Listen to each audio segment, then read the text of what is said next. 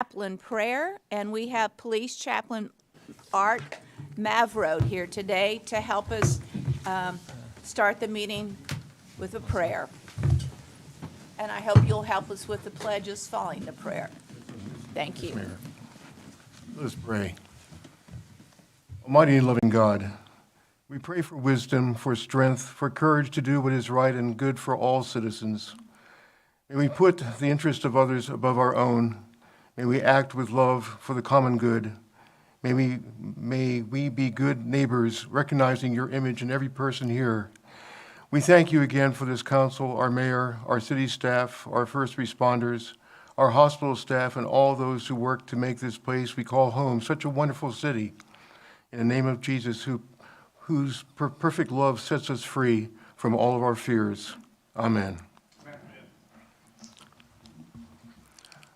Allegiance to the flag of the United States of America and to the republic for which it stands, one nation, under God, indivisible, with liberty and justice for all. Under the Texas flag, I pledge allegiance to thee, Texas, one state, under God, one and indivisible.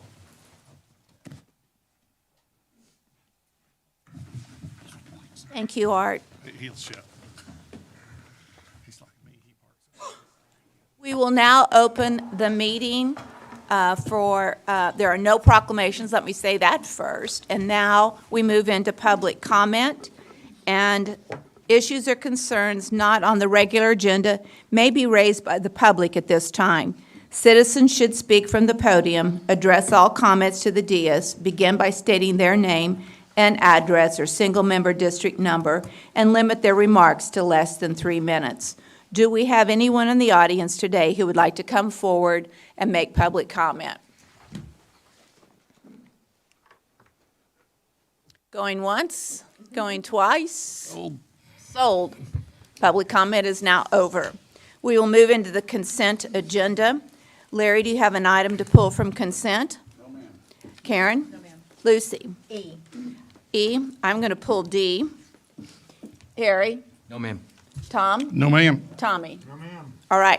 May I have a motion to approve the consent agenda with the exception of items D and E? So moved by Karen, seconded by Lucy. Any public comment concerning the consent agenda and the items with the exception of items D and E? Seeing none, we'll take a vote. All those in favor of approving the consent agenda with the exception of items D and E, please say aye. Aye. Hearing no noes, the consent agenda is approved.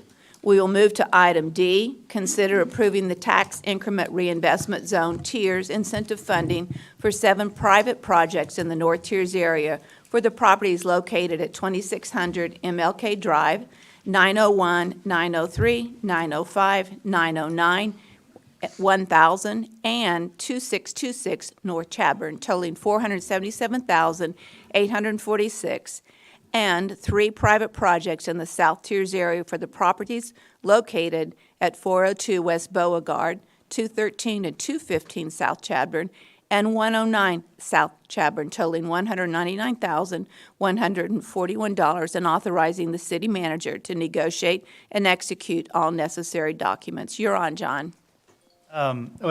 First, I'd ask if you have any questions, or I have a brief presentation to. I'd like a presentation. Okay. Thank you. Oh, and that's not it.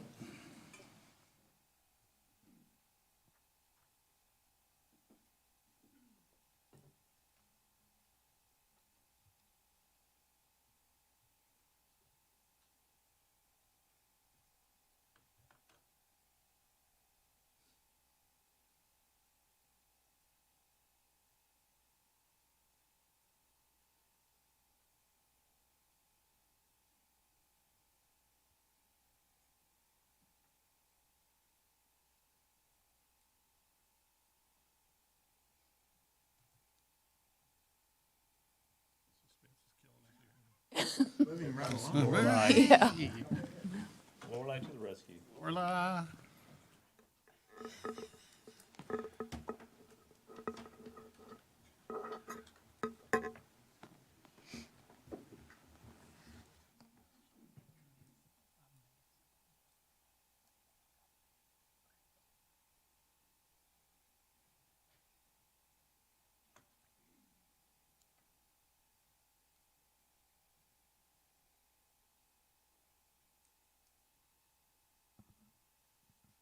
if you like, I could actually just kind of go down the list and start describing the projects, or if you want Well, to wait do a we few have minutes. pictures? We do have a few, hopefully. Are we waiting for them to load up? Well, they're looking for it, yeah. Okay. Well, I think we had some pictures on our documents, so I guess anybody here on the dais can pull up on their, if you brought your computer, you can pull them up. If you didn't, then we'll wait.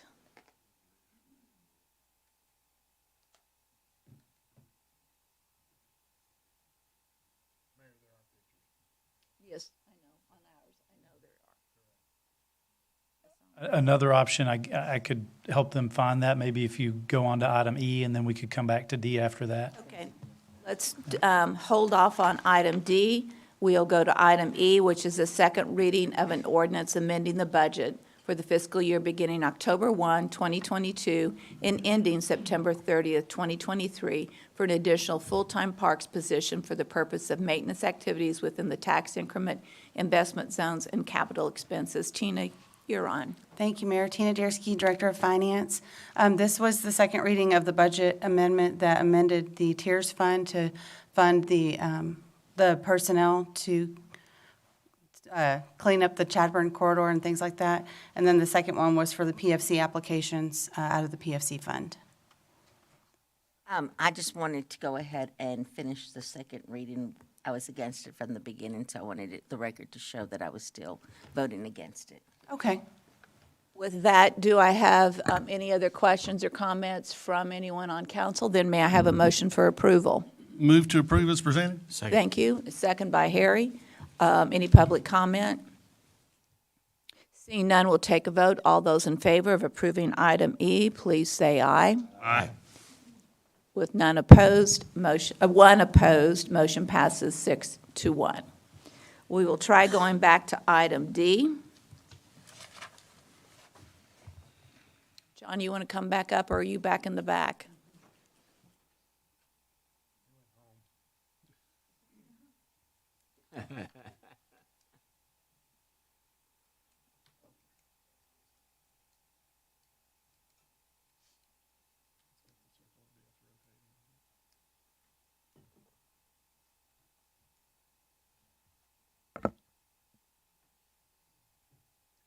Well, it's, yeah.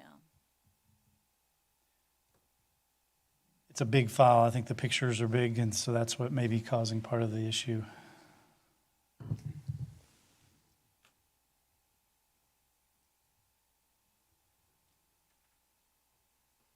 Again, we could possibly move on and maybe take it later in the meeting if that works for you all, and see if we can get that resolved.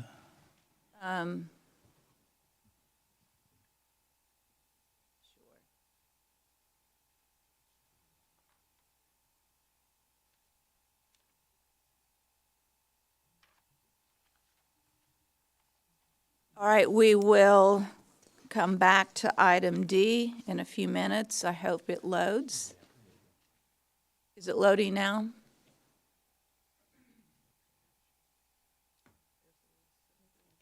The question mark is, if it's repairing, is it repairing all presentations or simply the presentation of item D? That's what we need an answer to, because there's no reason to move forward if it's holding up all presentations.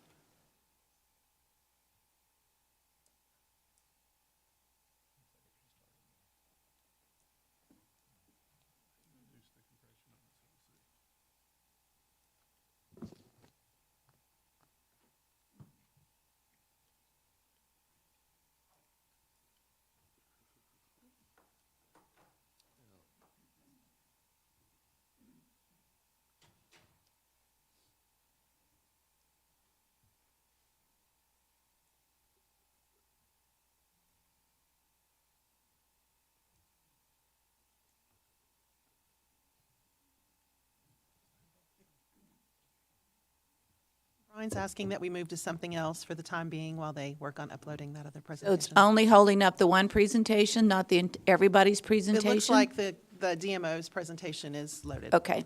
All right, so what we will do is move into the regular agenda. Comments regarding items on the regular agenda may be made by the public when each item is discussed as outlined above. Applicants, proponents, and appellants are exempt from the time limit above and instead must limit their remarks to less than 5 minutes. Item A is the presentation of the Destination Marketing Organization's quarterly report, and Chamber of Commerce President, CEO Walt Koenig is here to present. Thanks, Mayor Gunter. Good morning, council people, and good morning, everyone else. It's my pleasure this morning to talk a little bit about what we did in 2022 at the DMO and what our plans are for 2023 as they're unfolding. Green button, right? We saw some interesting trends emerge in 2022, which were anticipated. We have seen a pullback in business travel generally across the United States in the post-COVID economy. And we have been to some degree affected by that pullback here in terms of our hotel bookings in 2022. I will say, however, though, in 2022 we had 67 planned events. And right now where we sit in Q1 of 23, we have 74. So we do see some positive trending in terms of bookings into 2023.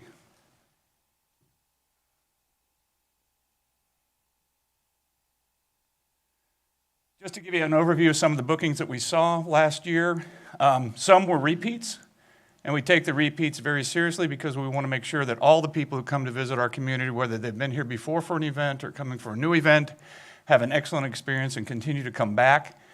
If we look at the tattoo convention, that's a good news story in that they had one event, now is 2 events, and they're continuing to grow those, so that's a good one. And if you look at those in amber, those were new ones for 2022. And some of them were quite unique and innovative, including the Windmill School, Mooney Aircraft Clinic, and some others. So it was a recovery year in 2022, and we did have some good new events that we saw as a result. Visitor Center continues to be a big draw. We did have growing numbers visitors at the Visitor Center in 2022. We had over 2,000 from Texas, about 1,600 from other states. International is still a bit small, but we will see an uptick in that from Italy as my wife's family is going to be coming this summer, so we'll see some diversity in the international with a total of 3,869. I'm going to talk a little bit about the Visitor Center and some plans we have for that into 2023 a little bit later in my presentation. We did a lot of earned media in 2022. We were featured in 23 online publications, YouTube bloggers, and Texas Country Reporter. So we did have a good showing in terms of earned media. Some of that earned media resulted in us again being named the #1 True Western city in the nation by True West magazine. Our print and digital advertising spanned a lot of different publications. We were heavy on print media, but we did a lot on virtual as well. We've really focused on Texas and the Texas travel market, and I'm going to talk a little bit about that when we talk about some of our statistics. We also marketed to the shoulder states to capture that important drive market. Our public relations efforts yielded a lot of distinctions and designations in 2022. As I mentioned before, we were ranked #1 True Western Town in 2022, following a #2 rating in 2021. We hosted the wine tent at San Angelo Stock Show and Rodeo. We did rebrand the organization. You can see the new branding on the lower right-hand corner of the slide. And we've received multiple advertising grants from Travel Texas and the Office of the Governor, Economic Development and Travel and Tourism through ARPA funds. I'll continue on there. I won't read all these, but we did have a great year in 2022 in terms of our public relations efforts. I would like to point out our Howard College on Hospitality Management certification work began in 22 and will continue into 2023. And I'll talk a little bit more about that when I talk about our 2023 objectives. Social media, we saw some ramp up in social media in 2022. We did launch our brand new website, and if you haven't visited it, we encourage you to do so. It's quite popular, very easy to use, very well received, with 375,000 page views for a new website. Those are pretty impressive numbers. If we look at the others across all the platforms, we saw growth in terms of followers and viewers in 2022. We look at our occupancy rate and average daily rate. We see kind of a mixed story. What we saw, if we looked at 2021 versus 2022, it's virtually flat, in fact, a little bit back in terms of occupancy rate, but we did see a significant appreciation in terms of the average daily rate.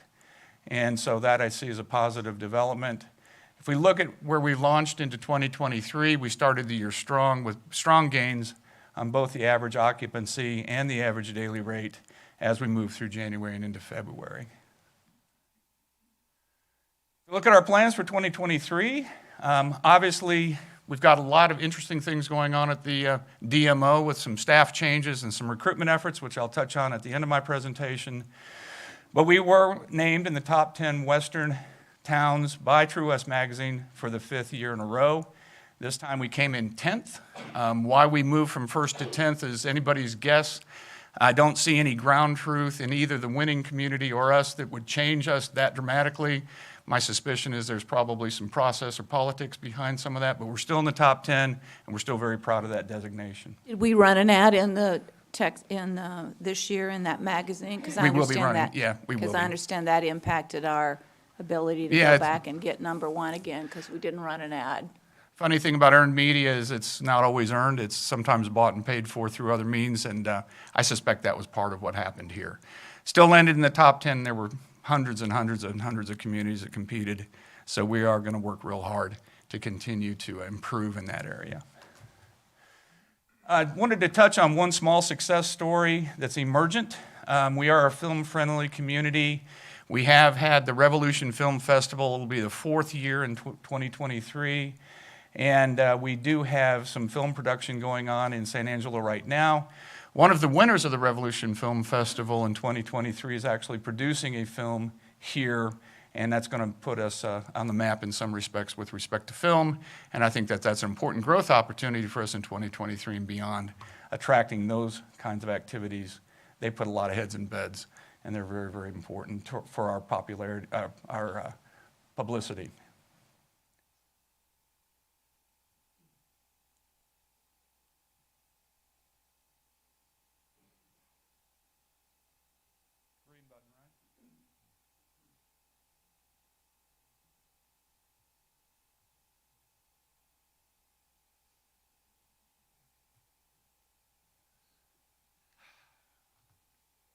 There we go. We will be resuming our Goodfellow Newcomer Tours in 2023, actually starting in April. We have had a hiatus there due to COVID and other reasons, but we're really happy to begin establishing those critical linkages between ourselves and those who are serving our country at Goodfellows, to bring them back into town and to get them familiar with what's going on there. I'll also note that I personally go every month to greet the newcomers on behalf of the City and Chamber and DMO to make sure they feel welcome and feel able to come to town and enjoy their stay here. Our marketing in 2023 will again be reliant a lot on print media, very similar to 2022, and we will be working with True West Magazine in order to continue to have that designation going forward. I will say, with respect to our print media advertising, we have done a top to bottom assessment of all of our ads. I've looked at every ad that we've placed over the last 5 years in order to tighten up the quality of the ads, to standardize on the format for the branding strength, and to make sure that going forward we have the best possible quality of the ads. We did find some issues with respect to some of the ads, primarily where we took big ads and made them small, and we lost some of the pictures as a result. And we've come up with a new set of standards for our advertising going forward, which will eliminate that problem. We're going to go with standard colors, standard fonts, standard layout, and varying the photography and presentation to the specific messages that we're trying to send within the publication of questions. So we're making some progress there. We're going to continue to work with, as I said, Travel Texas and others in order to get the word out And we are going to be focusing again on the Texas Drive market and the shoulder states as a primary focus, but we are working to develop our international markets. We will be going to conferences in Mexico and Canada to promote San Angelo as a travel destination, some in conjunction with Travel Texas, and that way we can use the Texas brand to draw people into San Angelo for visits. We've gone to to Mexico and Canada before and have not had good results. So why are we going back to Mexico and Canada again? Because we haven't seemed to be able to pull from there. Well, we think that in the post-COVID situation, I think we had some disadvantage, particularly with international travel during COVID. We want to see what the post-COVID world looks like from an international standpoint. San Angelo has gotten very popular internationally on the economic development front as well. We think it's worth the effort and expense to try it again. If it doesn't work well, we will reassess that in the future. So who are we reaching out to in Canada and Mexico that we think would be able to bring somebody here? Primary audience of these events are travel planners and event planners.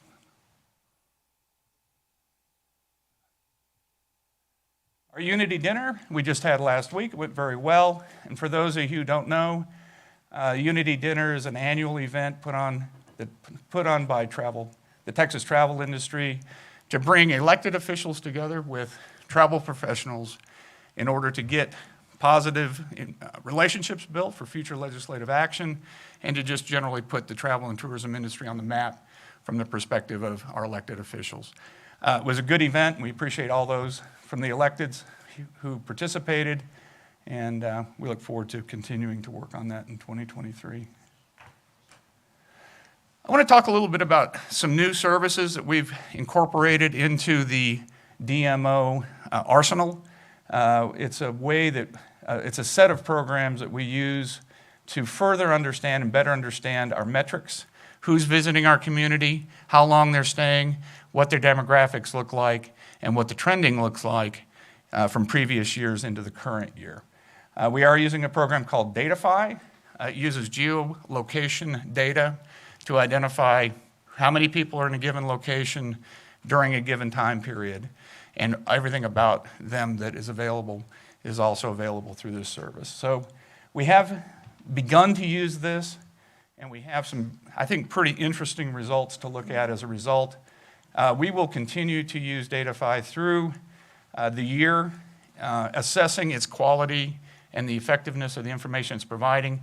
But what this program can allow us to do is to ring fence a specific location during a specific time frame and look at who went there. So we're looking at Christmas at Fort Concho, we're looking at the Christmas parade, we're looking at Stock Show, we're looking at other big events to try to understand who's coming and what they look like in terms of their demographics. This is just a single report. It's a high-level report, and it was selected as such for this meeting because I wanted to give you some ideas on what this is going to start giving us in terms of metrics. If we looked at 2022 in its totality, if we look at total trips, we're up 8.4% over 2021. So those are out-of-town visitors coming to our communities, up 8.4%. Our visitor days are almost 6 million visitor days, and that's up 4.1% over 2021. So we see some positive moves there that aren't necessarily reflected in the hotel occupancy rates. And the reason for that is because we're seeing the average length of stay drop 4.5%. So people are coming as more day trippers. And our unique visitors, I think, is very encouraging in that these are unique visits. So this means an individual who has visited our community counts in this metric. So there's 2 million total trips, 5 million visitor days, and 1 million unique visitors, and that's up 23%. Describe again what a unique visitor is. A unique visitor is an individual who comes to our community within that time period, in this case, a calendar year.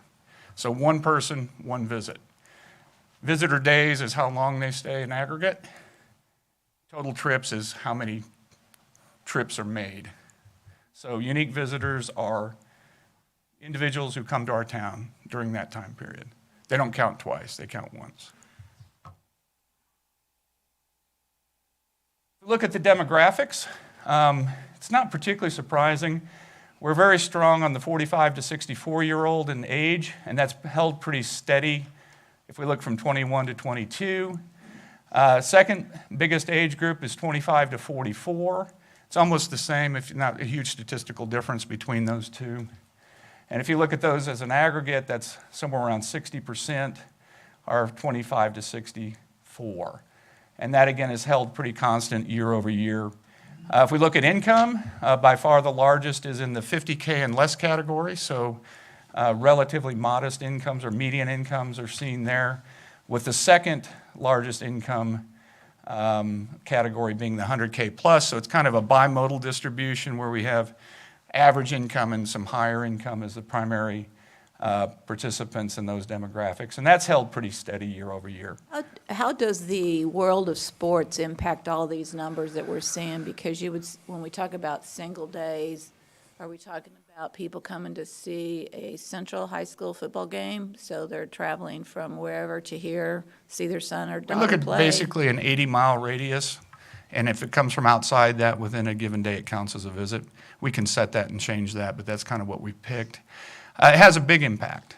Sports have a big impact, and I think when you look at the family size, household size, you can kind of probably pick out the 3 to 5 is probably that kind of family day trip for a sports event for a kid. So yeah, it's a big part. And what we're seeing again is a lot of them don't spend nights, but they do come and spend money. So we do like to see them visit. So it's an interesting set of data. Education level, high school is primary, ethnicity, white is primary, and that's pretty robust year over year.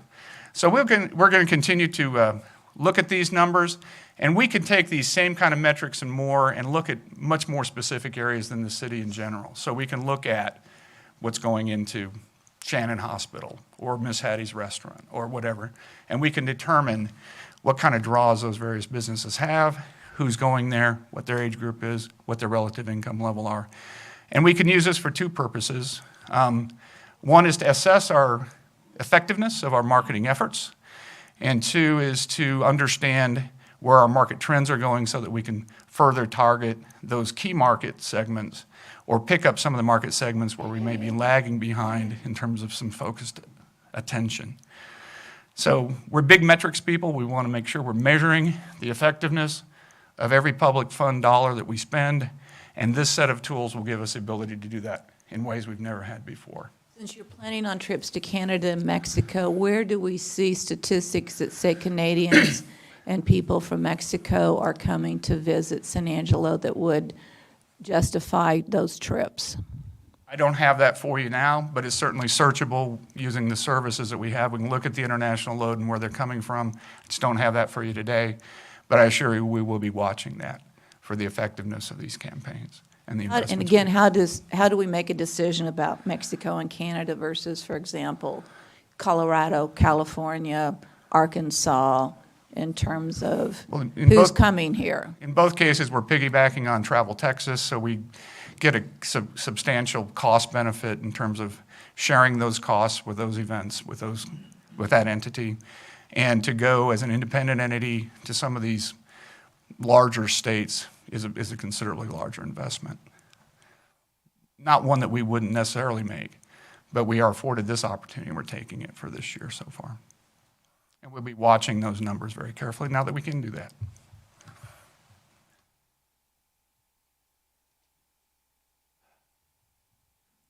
We have had some good meetings already this quarter, and we have some in the pipeline. As I said before, we have 74 meetings on the books so far, and that's as opposed to 60 in total in 2022. So we are making progress there, and we are continuing to see that pipeline build, and we're working hard, obviously, to get that number back to where it was pre-COVID. And we are, in all honesty, off from our numbers pre-COVID, but we are moving and trending back towards those, though the mix is looking a little different. We're going to be reimagining our visitor center. I'm very excited about this set of projects. I think it's overdue. We will be resuming the sale of merchandise at the visitor center at the chamber. in April. Yep, April 23. We'll be focusing on locally produced products and other branded San Angelo merchandise. I think this is something that we've been missing. There's not a great place to buy this kind of stuff in San Angelo all at one place, so we'll be providing that as part of this upgrade. We're also going to be looking at doing a redecoration of the visitor center to include locally produced mural. We're going to have a mural competition where we're going to actually have artists compete to do the mural on the back wall. I think it'll really refresh the place and give our local artists a good boost. Also leverage our visual arts capital status through a lot of publicity that we'll do around that. We're going to be looking at doing a whole series of new displays that focus and highlight our various key institutions in town, including Goodfellow Air Force Base, ASU, Howard College, Shannon Health, and others. So we want to make sure that our visitor center isn't just brochure racks. We want to make sure that the visitor center really highlights all the great institutions that make San Angelo a great place to visit. Is the visitor center open on Sundays? It is. Yeah, it will continue to be open on Sundays. The hours, I think it's 10 to 4 if I'm not mistaken. But yeah, we will be open on Sunday as we have been. We're also going to do city events. We're going to have a artist of the quarter. So we're going to have some draw of that, of the local citizens into the visitor center in order to have them have the ability and the opportunity to use that phenomenal facility and get some education themselves in terms of what's great going on so they can go pass the word to visitors who come to our town as ambassadors. So it's going to be very, very exciting. I've always seen that facility as being a huge asset to our community, and we're going to work very hard to make sure it optimizes its potential in 2023. It's time to train our hospitality folks. I had an experience, and we've shared this, where I was picking up my luggage at the airport, and I was overhearing the counter host at the Avis Rent-A-Car, and he said, he was asked, where's a good place to go to eat in town? His response was, we really don't have any great restaurants here. I immediately stepped in and helped that visitor. But that points out with our relatively dynamic hospitality staff here in town, a lot of people come in from out of town, a lot of people take the jobs. They don't know what's going on in San Angelo, and they're not able to communicate that as a result.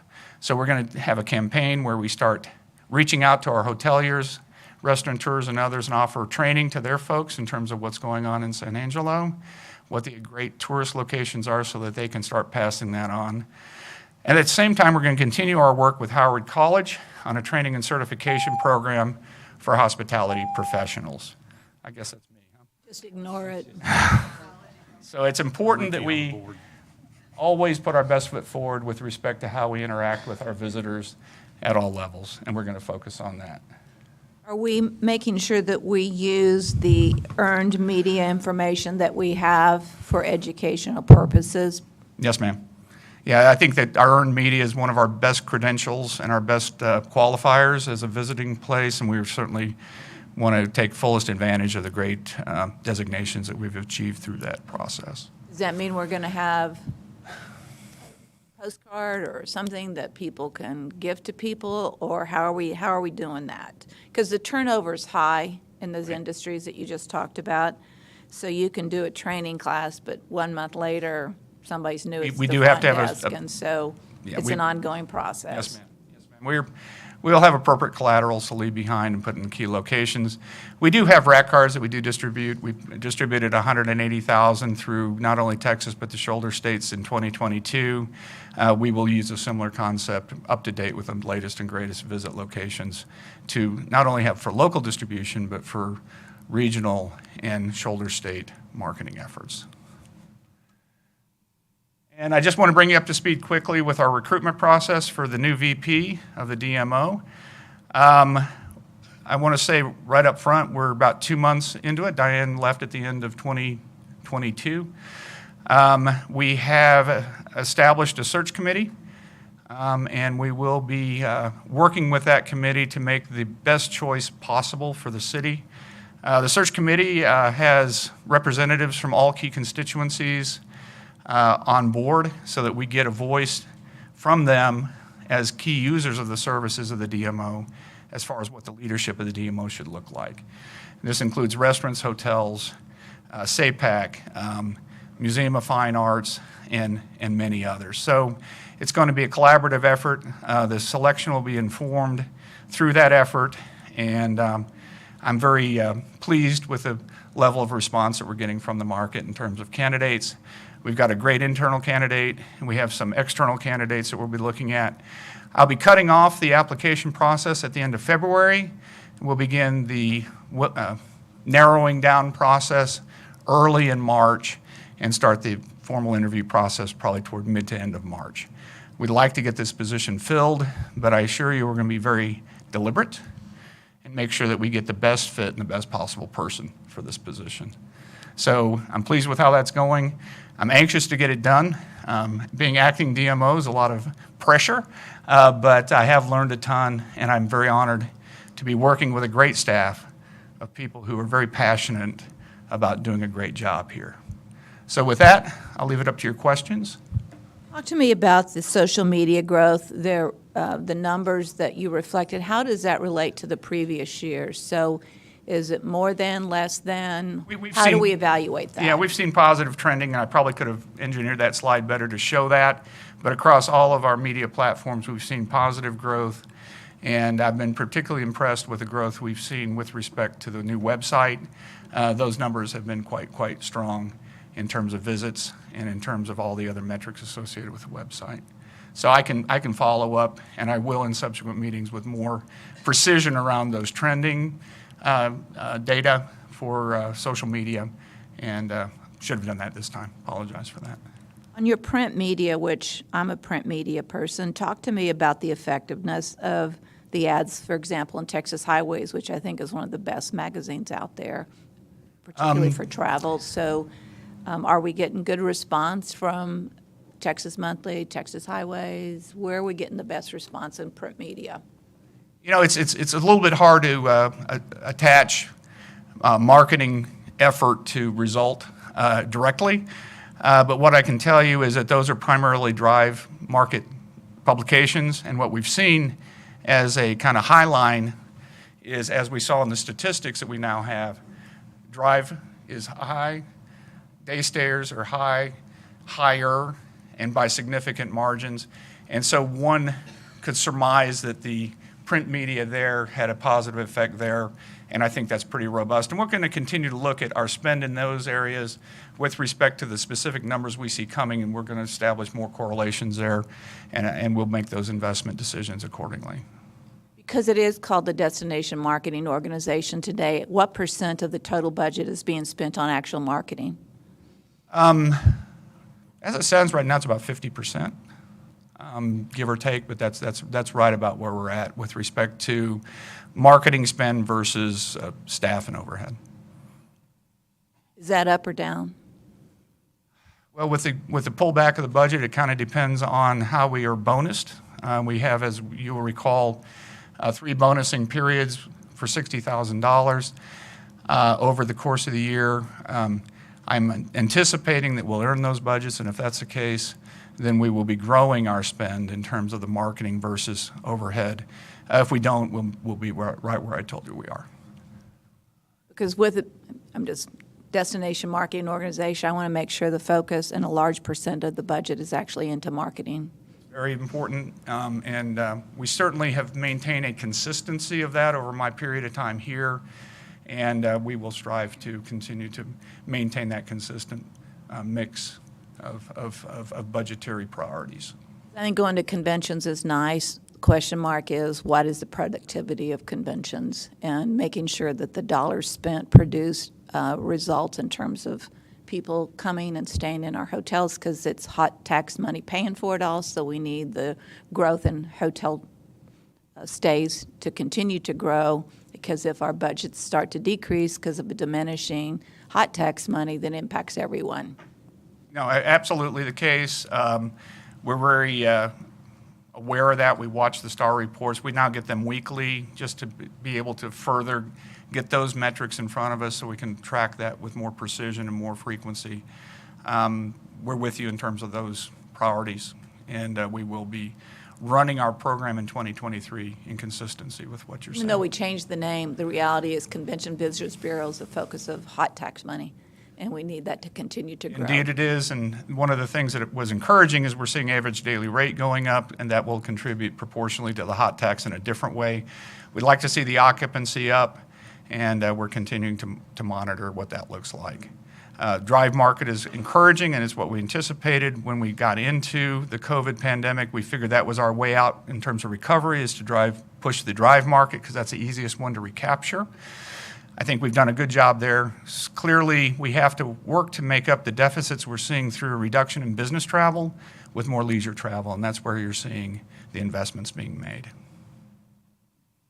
Other questions? Yes, Tom?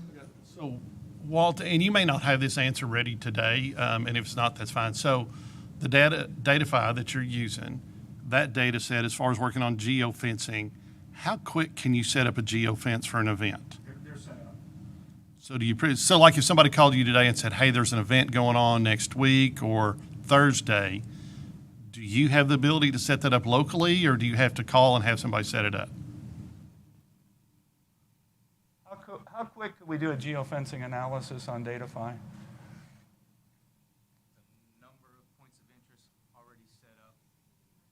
There's a number of points of interest already set up in the system, so the likelihood that we would need one off the fly is next to zero. If there is a new point of interest that comes up, it's a matter of us feeding that in from those geolocations to the company, and they could get them set up rather rapidly. Right, so the dashboard is somewhere else. You just send them the metrics you want, and they work the dashboard. Correct. Okay, cool. No, it's so here's where I'm going with that. There's events that go on, and there's people here in private industry that would love to have those metrics. You have the ability to provide those, and you could probably charge for those too, if it was a reasonable fee and those people looked at it. I was just trying to see if that was a way for you to help justify and pay that, because there's many individual events that we would like to know, did that pay for itself or did it not?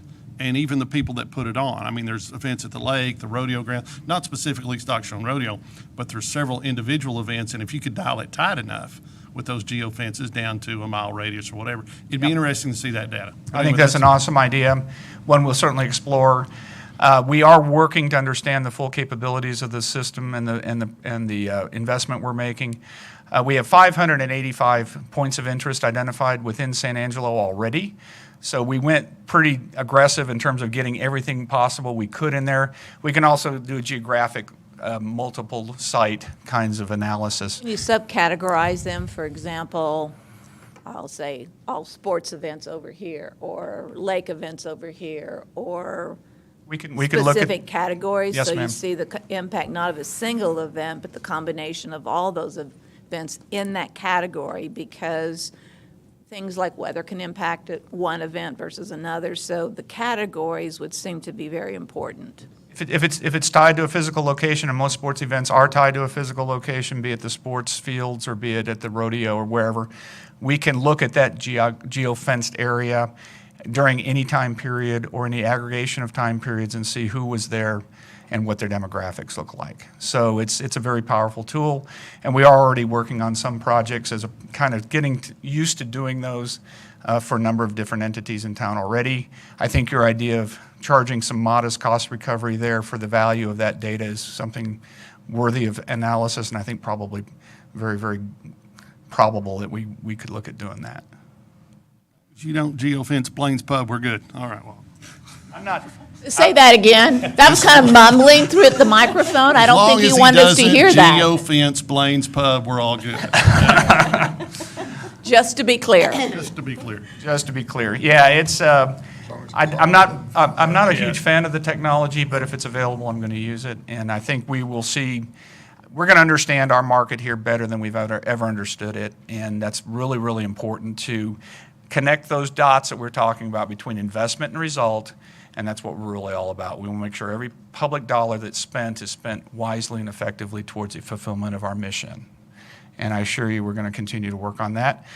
And I look forward to future quarterly presentations to tell you how we're doing and make ourselves accountable to you all in terms of the investments we're making on behalf of our community.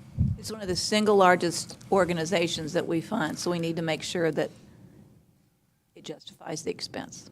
We invite the scrutiny, and we appreciate the partnership, we appreciate the support, and we're really looking forward to an awesome 2023. So thank you all so much for your service, and we're always at your disposal at the Chamber of Commerce. Any other questions before I move on? We're good. All right, thank you, Walt. We will now move into item B, consider a resolution of general support for construction of affordable housing project as part of, okay, so we will stop and go back to the tiers presentation. Thank you. John James, Director of Planning and Development Services. I'll go through this quickly. This is just a list of all the projects, but I've got slides for each one, and then I'll have this summary again at the end. But this just shows all of the projects, and these are in the north tiers, the requested funding amount, and then the recommended funding amount. So the first project is at 2626 North Chadbourn. They requested $75,000 in funding.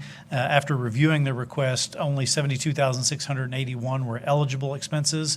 And given that they're required to do a 10% match, that meant that their recommended incentive was $65,000. That's for facade improvements, paving, fire systems, fee reductions, secondary egress, as well as asbestos abatement.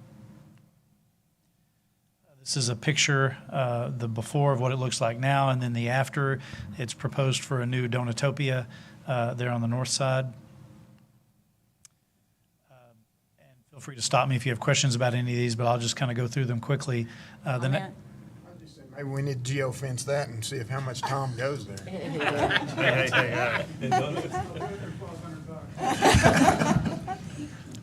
This next item is 1,000 North Chadbourn, requested $59,000 with their $5,900 match. The recommended incentive award is $58,000.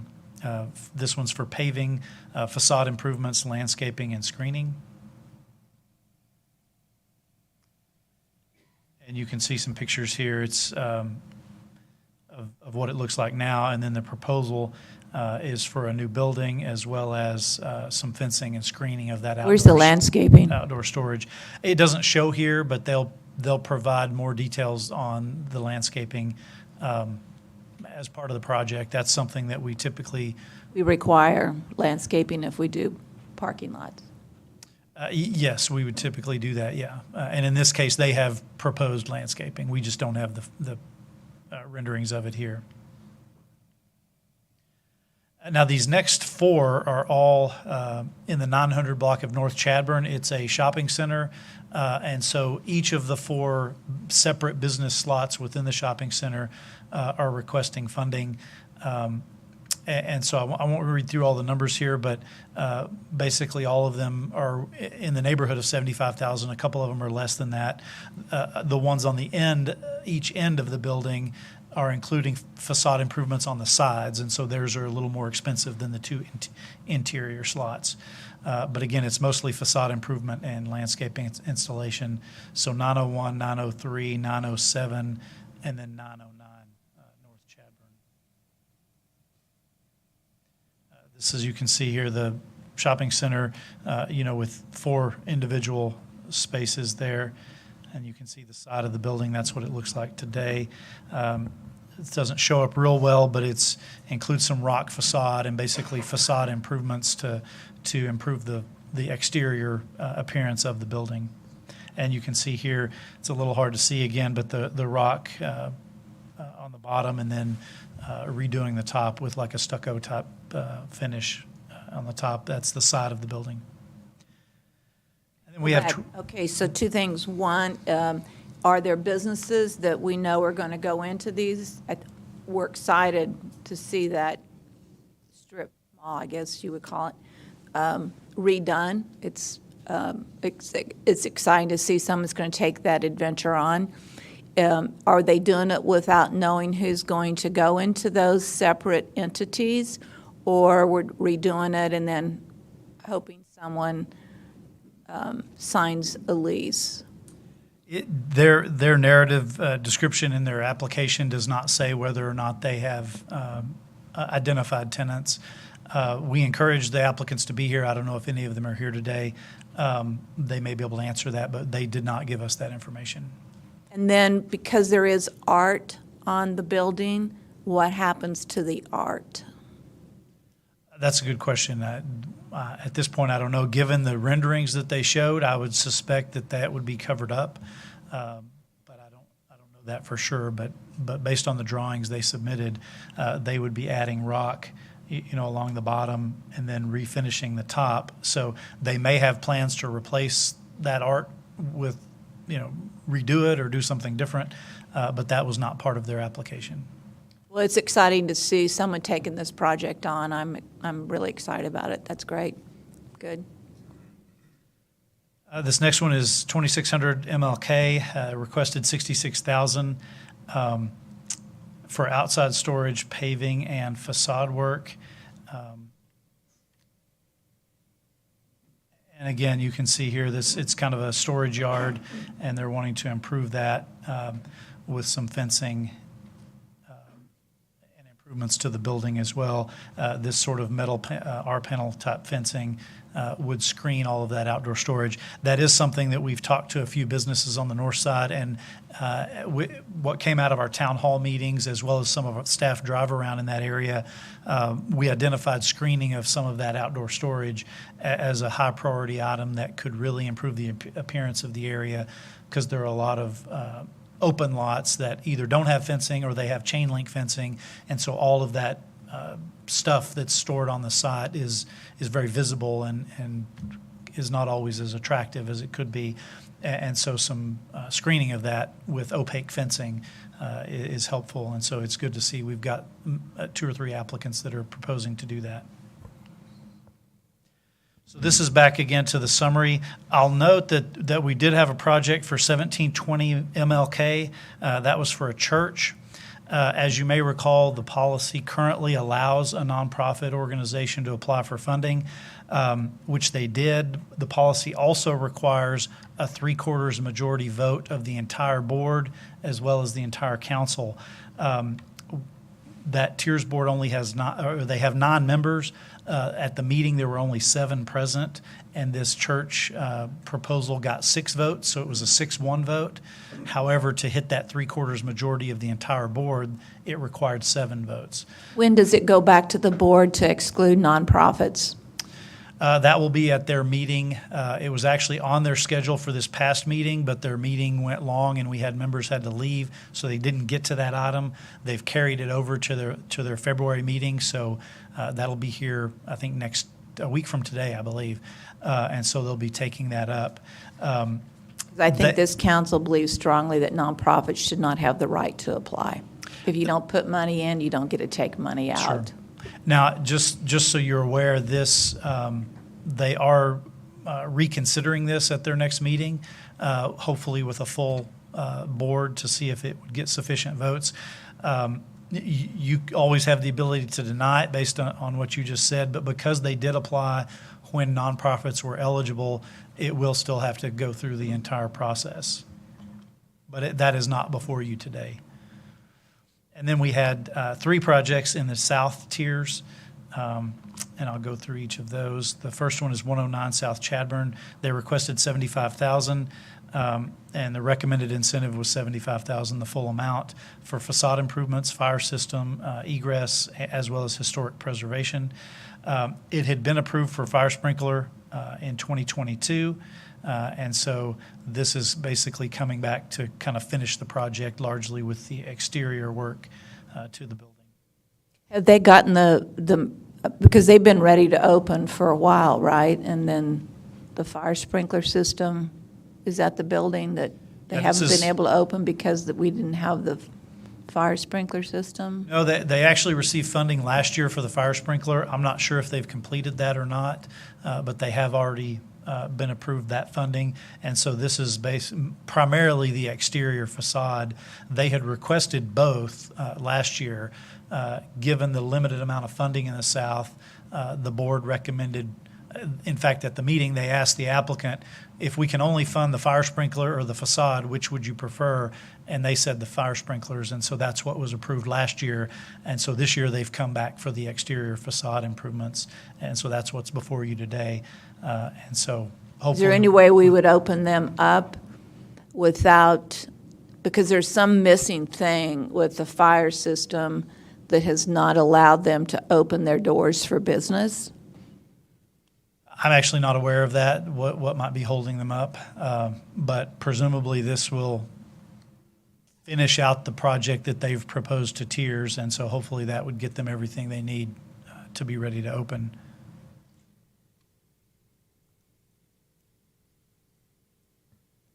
And again, this is what the exterior would look like after the renovation. The next one is 213 and 215 South Chadbourn, requesting $75,000. However, this was another one that the eligible costs were only $65,000. And then in the south, it's a required 25% match, resulting in a total award of $49,000. I'll just note for your benefit and for any applicants that may be listening, only eligible expenses can be requested, and so we had some projects where they would request as part of their project, plumbing work and electrical work and stuff inside the building that's just not eligible. So that has to be subtracted out because it's not eligible per our policy. This one is also for fire system, asbestos abatement, and secondary egress. Just a note on secondary egress, that basically means a lot of these downtown buildings don't have a secondary access like out the back of the building to meet the fire code, and so building that secondary access is an eligible expense. Most interior improvements like that aren't eligible, but fire sprinklers and secondary egress are two examples of interior improvements that are eligible expenses.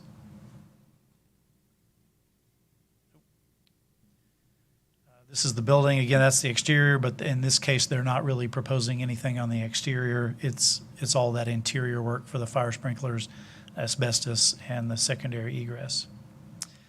And then the last project here is 402 West Beauregard. They've requested $75,000, and the total project cost is $250,000. The recommended incentive was the full amount they've requested for facade improvements, landscaping, fire system, and asbestos abatement. This is the hotel there on Beauregard. What will be the name? Is it the same hotel that owned it, or has it sold to somebody new? Or what's it going to open? What's the flag that's going to fly? I'm not sure. It has sold, and so when they applied in the past, they were using the name Hotel Angoria. I don't know if that's still the name or if it has an affiliation, but it is under new ownership. You'll note that in your packet, it indicates that the previous owners owed outstanding hotel occupancy taxes. That was not paid as part of the sale of the property, and so that burden does extend to the new owners. And so as noted in your packet, we will not be able to move forward with the agreement with them and then move forward with the project until that issue is resolved. Just to make sure they have to be current on their hotel motel tax before they receive Tiers funding. That's correct. Now, that doesn't hold you off on approving it today because we'll hold off on issuing them a letter to proceed until that's resolved.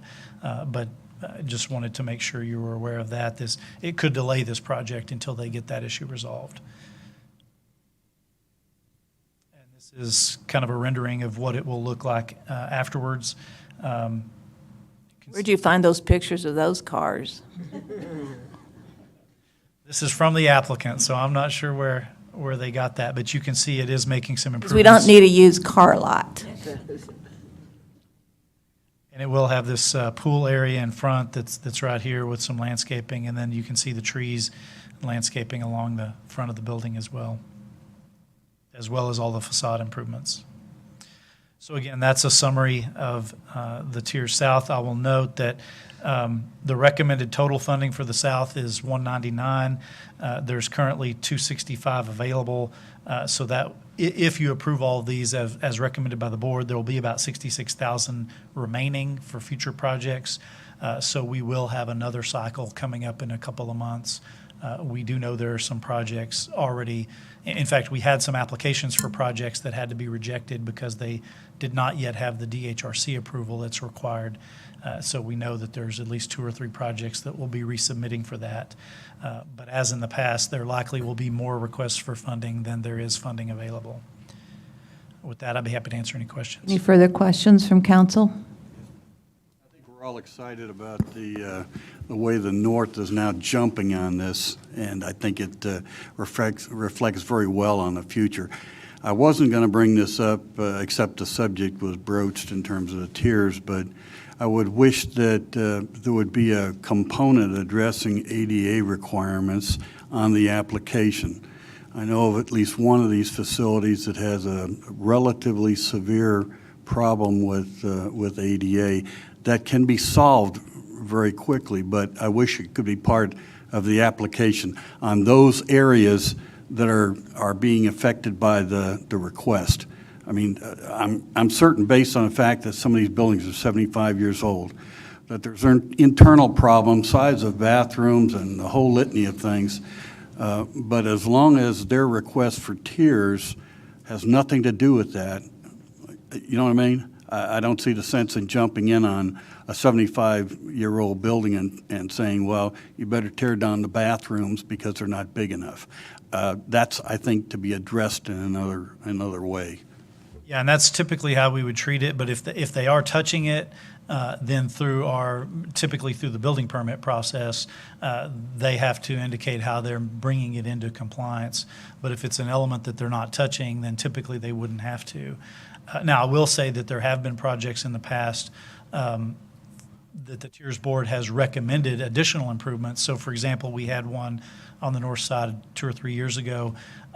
They had not planned on doing any sidewalk work, and they had not asked for the full amount. And so the board said, hey, we'll add, $10,000 or $15,000 to your award if you'll repair the sidewalk and create the ADA curb ramps and all of that. So that is something we try to look at, but it's probably something we'll be doing more so in the future. Thank you. Any other questions? Yes, Harry. Since I've been on this particular council, traditionally the south zone doesn't have near as much money. And I'm wondering if there's a way to extend the south zone or bring more businesses in or whatever that needs to do to increase that amount of dollars that we've got in the south zone.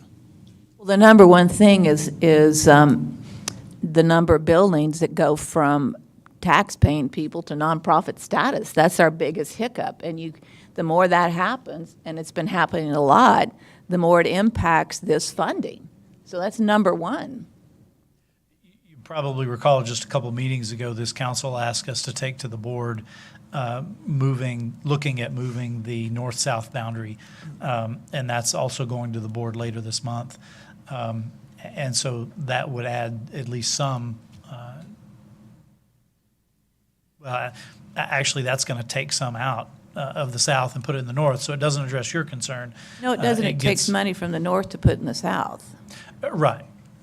It gives more money to some of those south areas, but We struggle all the time though with the South Tier Zone, and I'm just looking at if there are ways that we can add more businesses to that zone to increase some of the funding. Now, I also know that a good number of those buildings in the South Zone are utilizing what we've got because they are not in good repair. So. Here's what I'm going to ask you to do, Harry. Buy a building and open up a business. That'll help. And apply for funds. Thank you. Any other further questions or comments? I just wanted to make a comment. Like Larry just said, I'm really glad to hear that these Northside business people are actually coming and applying for the funds, and I hope they continue to do so. I think what we'll want to do later on this spring season is have another town hall meeting, because I think having the ability to showcase these projects might entice other people to look at their property and do it. So I think we need to continue with the town hall meetings. We need to continue with walking door to door. We need to make sure that the pamphlet that we talked about is in Spanish so people understand it. Those things were all things we committed to in the town hall meetings, and I want to make sure that we continue with that and don't just stop because another year came and went. So that process has to continue. Okay? Thank you. So may I have a motion to approve item D? Lucy made a motion to approve item D, seconded by Karen. Any public comment? Seeing none, we'll take a vote. All those in favor, say aye. Aye. With none opposed, motion passes 7-0. We will now move into item B, consider a resolution of general support for construction of affordable housing projects as part of the 2023 annual low-income housing tax credit, or the LIHTC program, for the project Roosevelt Lofts by OPG Roosevelt Lofts Partners, LLC, who is here with us today. April Engstrom is here today, and Dale Velasquez is also here today. So, Bob, you're on, I guess. Good morning, Council. Now, we usually have several tax credit projects vying for council support in the forms of resolutions, but this year we only have one. It is the proposed project by OPG Roosevelt Lofts Partners, LLC, and the name of the project is Roosevelt Lofts, located at 50 North Chadburn. And of course, as you all know, that the city's resolution, support to a resolution carries a lot of weight in the state scoring system. So we certainly want to support some similar projects. Anyway, we have Ms. April Engstrom from the company that's here to give you a short presentation, and she'll be glad to answer any of your questions. Thank you. April?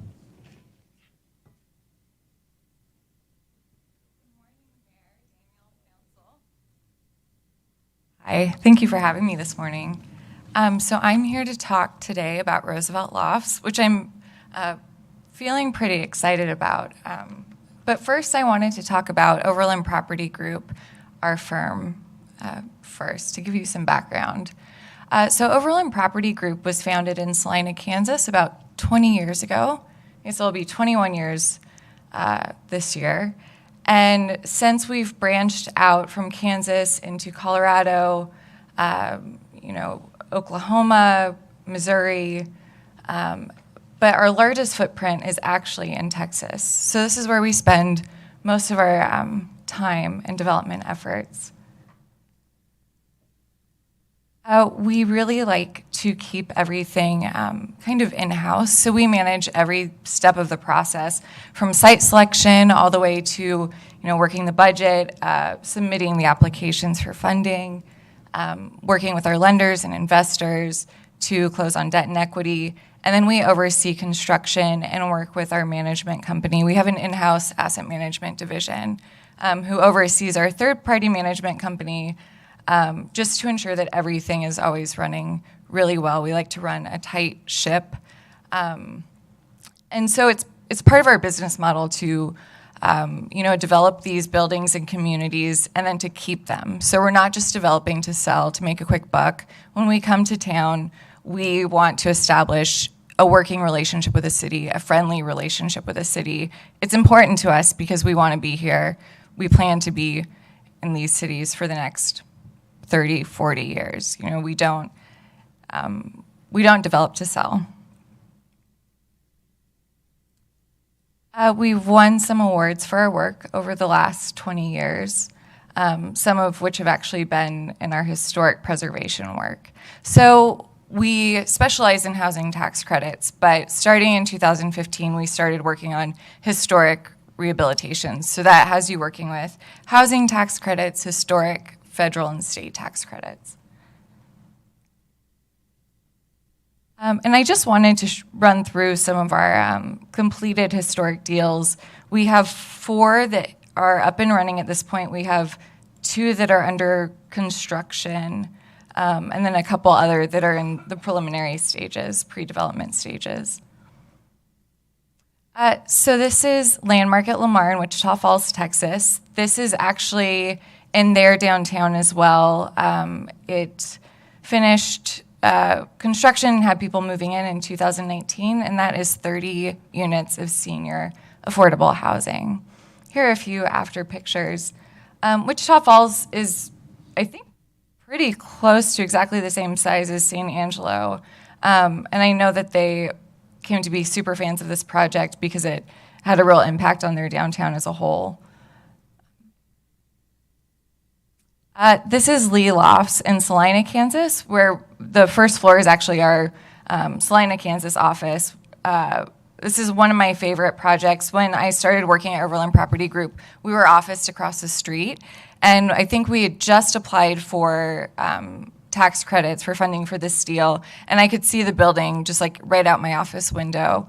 And then I found the keys one day, like after we acquired the building, and I was able to go and explore and take photos, and it was pretty much our closest to Roosevelt Lofts that we've worked with. It was just a shell, mostly, just wide open spaces.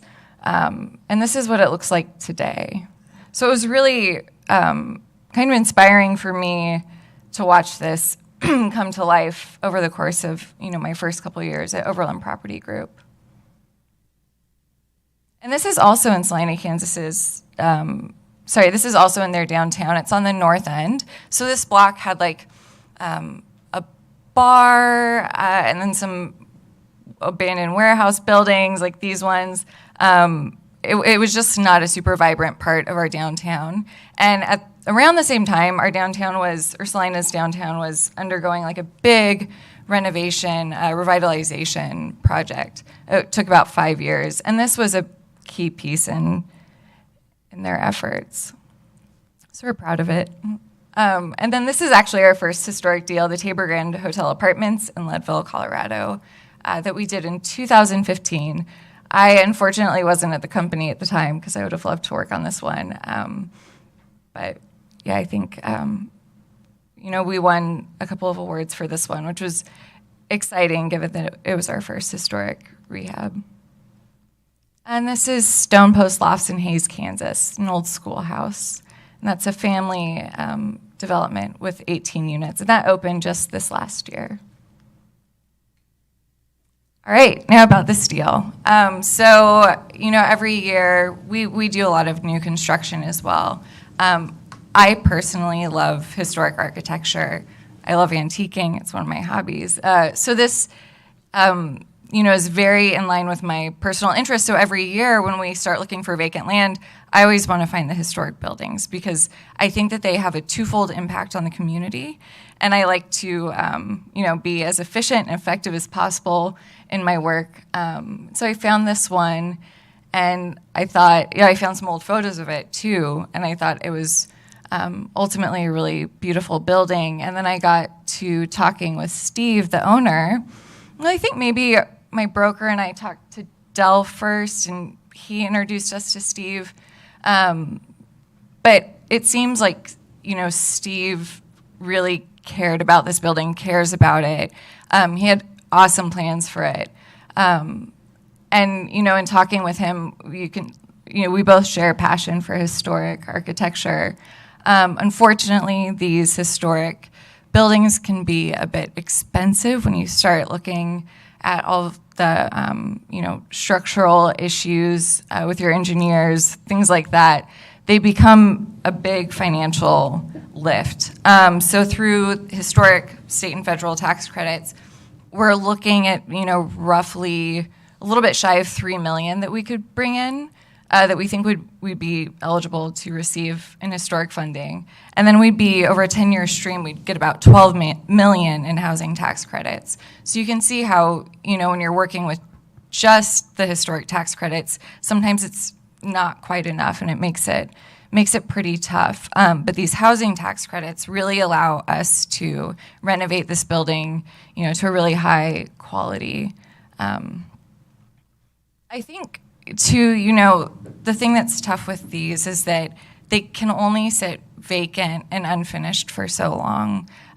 While they are assuredly made better than a lot of the new construction we see these days, they just can't last forever. So I know I was telling the mayor and Daniel and Dell in our last meeting that I checked out a really cool building in Lubbock's downtown a couple years ago, and I really wanted to work on it, but our engineer and our architects were like, this is so structurally far gone that there's nothing, like we wouldn't recommend, it's not feasible. So I think when we're looking at buildings like this, and when we care about preservation and this historic architecture, it's really important to sort of strike while you can. And these housing tax credits would allow us to do that. So we are looking at about 25 units. These would be senior affordable units. Rent range roughly between $365 low end and then closer to $1,000 high end. They'd be 1 and 2 bedrooms between 600 and 900 square feet.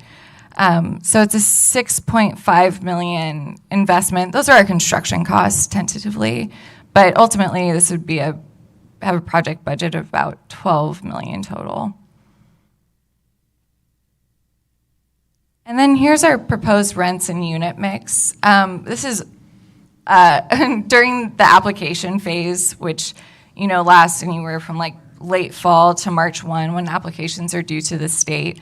This is in flux most days because we're trying to really cater the unit mix to the city's needs, the residents' needs, and then finding what works.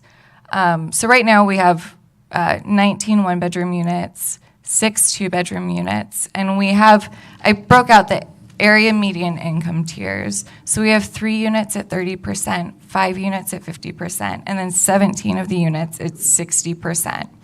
So the interesting thing about this deal is that, as Bob mentioned earlier, we didn't actually end up having competition in the region, which is unheard of. I mean, I haven't experienced it at least. Of course, I haven't been at this for years and years, but that's the first that I've heard of. And when you don't have a lot of competition, the scoring criteria changes a little bit. You have a little more wiggle room.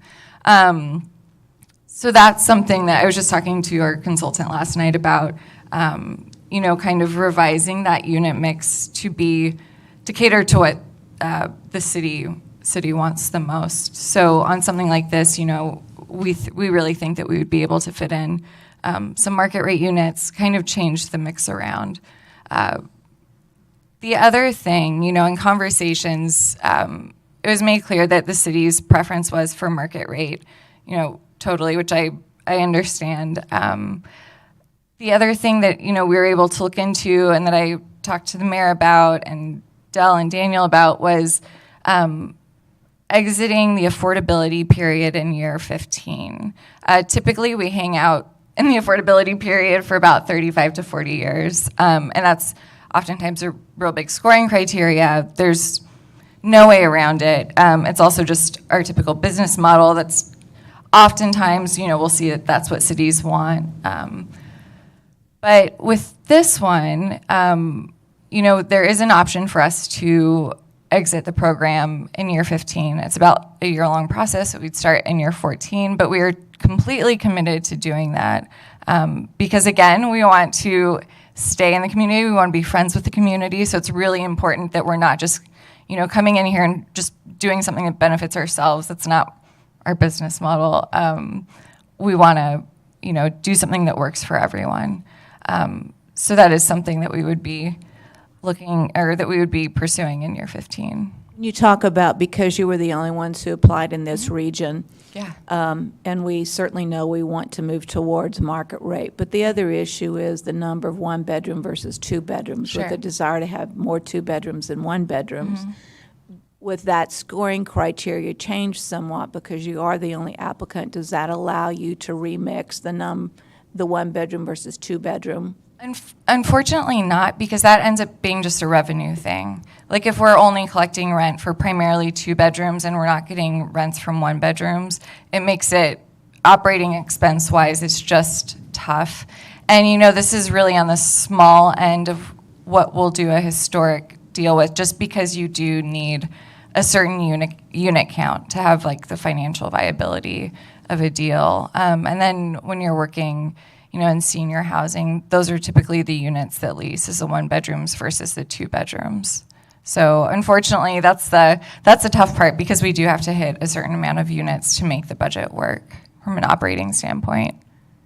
Does your budget incorporate the Roosevelt sign? Because that's really important to me, that Yes. Roosevelt sign goes back up on top. It's Yes. renovated. It's, okay. Yeah, Good. no, that's very important to me too. And one of those things that was very exciting to me when I first started talking to Steve. So we've worked it into the acquisition price. Yeah. Steve's awesome too, by the way. He just wants to see this building. He cares. He's been very committed and has Yeah. been very disappointed that he hasn't been able to make it happen. Yeah. So we're glad that you all were talking and Yeah. came to some positive conclusions. Yeah, it's always fun to chat with people who have a passion for this kind of rehabilitation. So right here, I have just a couple of conceptual unit floor plans. And then I'm not going to read all of these out, but I do have just an amenities map. As a developer, when I'm looking at a site to develop, it's really important to me that I'm trying to develop housing in a place where it makes sense. Where there's actual services available, and that's Yes. the positive about our downtown area. There are Yes. lots of services available in a very small, tight area. Yeah, absolutely. And so that's something that gets me really excited about, the total viability and health of a deal. You just want to do something that makes sense, and this makes so much sense to me from a location perspective. As you know, as Del knows, because I think I've told him 30 times, I'm a huge fan of your guys' downtown. I think it's really special. So, when I look at the Roosevelt and its location, I think, the question I always ask myself, and for senior housing, is would I want my grandparents to live here? Would I feel good about them living here? And Make us feel better and say your parents, not your Yeah. parents. Okay. Sorry, my parents. they're young, yeah. So yeah, no, this is a great location for housing. And then I have my info up on the screen. I like to be accessible, so anyone can text me, call me, email me anytime. Our address is there too if you prefer to write a letter. But By yeah. the way, April went to Kansas State University as well, so I just, I did. I wondered if you wanted to ask that question. Yes, she did. Yes. Did you? K-State. Oh, okay. Yeah. Best friend did. This is, SBA Brazil. yeah. I want to say that April has been very open to the questions and challenges that we put before her and working with her company to make sure that we believed in the long run that this project addressed the needs and the wishes of where we see our downtown going. And they have committed to do as much as that as possible. They have to obviously live with the rules and regulations attached to these tax credits, but they know their business and they know how to get these projects done. And the slides that she has shown in conversation with individuals in those cities, they've been very supportive and very proud of the end project and the success in terms of really helping to drive their downtown revitalization. So I am very supportive of this, and I feel it's in the best interest of our city to stand up and stay strong in supporting this resolution. Thank you so much. Other questions or comments, Karen? I have 3 questions. Let's hear them. Adequate parking? Yep. So that's something that, we're looking at. I mentioned it in our last meeting, and we'll talk with planning and zoning about it. We hit the ADA requirements for parking. I was just looking at this survey, I think, a couple days ago, and it looks like there's an alley that will be under our ownership that we didn't realize was going to be part of our ownership. So that's something that, during the building permit approval process that we'd want to work with the I think planning we'd already commission went on. before, I think we already did a quick claim on that. Oh, okay. So you Okay. need to check on that, but I think that Perfect. was part of some of the previous work done was a quick claim on additional real Okay. estate to get the parking. And okay, so that's why that was done. I saw that on the title work, but Yeah. I wasn't sure. Yeah, we've already done that. Okay, cool. Retail or other tenants on the ground floor, I think it's important to all of us that we have quality street Sure. businesses. Sure. And so, related to that is how will the property be managed? How do you ensure that you have quality tenants on that ground floor, even luxury tenants? Oh, yeah. No, that's a great question. The housing tax credit program is no joke. So, when I went to rent my apartment, I was verified in a day. This is like a 2-week verification process. You can't have any felonies. You can't. There are a lot of stringent rules and checks that we do. And something like this with 25 units, we won't be scrambling to fill vacancies. So we'll only be, selecting the best tenants or the ones who fit the stringent criteria. We also have an on-site leasing manager and maintenance man. So the property will be, Managed locally. managed locally and staffed every day, so. Your other properties that are similar in profile to this proposal, are they fully occupied? I would have to check on current occupancy, but I can look into that and get back to you. And, yeah, go ahead. Are you asking if there are other tax credit projects here in San Angelo? No. No, she's talking about the other Oh, cities. this type, okay. Thank you, Bob. Yeah, so, and with our investors, we have to keep a certain threshold or else we get put on a watch list. That's the other thing, too. When you have housing tax credits, you're very heavily Everyone's audited. looking at you. Yeah, so, we have to keep our vacancies high. I think they're usually in the mid to high 90s, but I'll check on our. They would our have two to be in downtown. order for them to financially be viable. They Yeah, wouldn't that too. continue to look at more projects if they weren't financially viable. Yeah, that's. I'm that's sure the true. mayor knows that I'm very excited as well. Cool. She knows. Yes, I'm I glad do. to hear it. Thank you. Lucy, you had a question? Yeah, just a quick question, and I might have not heard it. What was the age eligibility for? When do you feel old? I know. Okay, then you're not eligible. Sometimes Yeah. not. I was gonna say, It varies. Typically, it's either 55 and up or 62 and up. I think usually we end up going with 55 and up. no. There's no parking. Now that I say that out loud, my but parents yeah, could live other there. than that, So. yeah. Harry? Just a quick comment, since it's in District 3. Yes. I'm glad to see, I support this project. I'm glad to Thank see you. that we're going to move forward with the Roosevelt. And I do share the mayor's enthusiasm about putting the Roosevelt sign back up there. So I definitely support this. Thank you. Thank you. Ma'am? Do I need to take a vote on this resolution? Do I question. have, oh, Larry, go ahead. We're interested in jobs. When this thing is completed, what are you talking about in terms of rough figure of management and everybody involved in?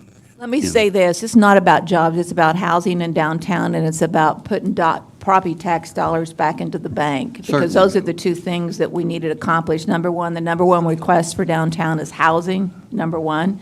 And number two is, as Harry made an allusion to a minute ago, we need more property tax dollars to generate more funds in the Tiers Fund. And it accomplished those two primary objectives. Like, I'd suggest that if you want housing, then it's got to be people that can afford housing and have a job.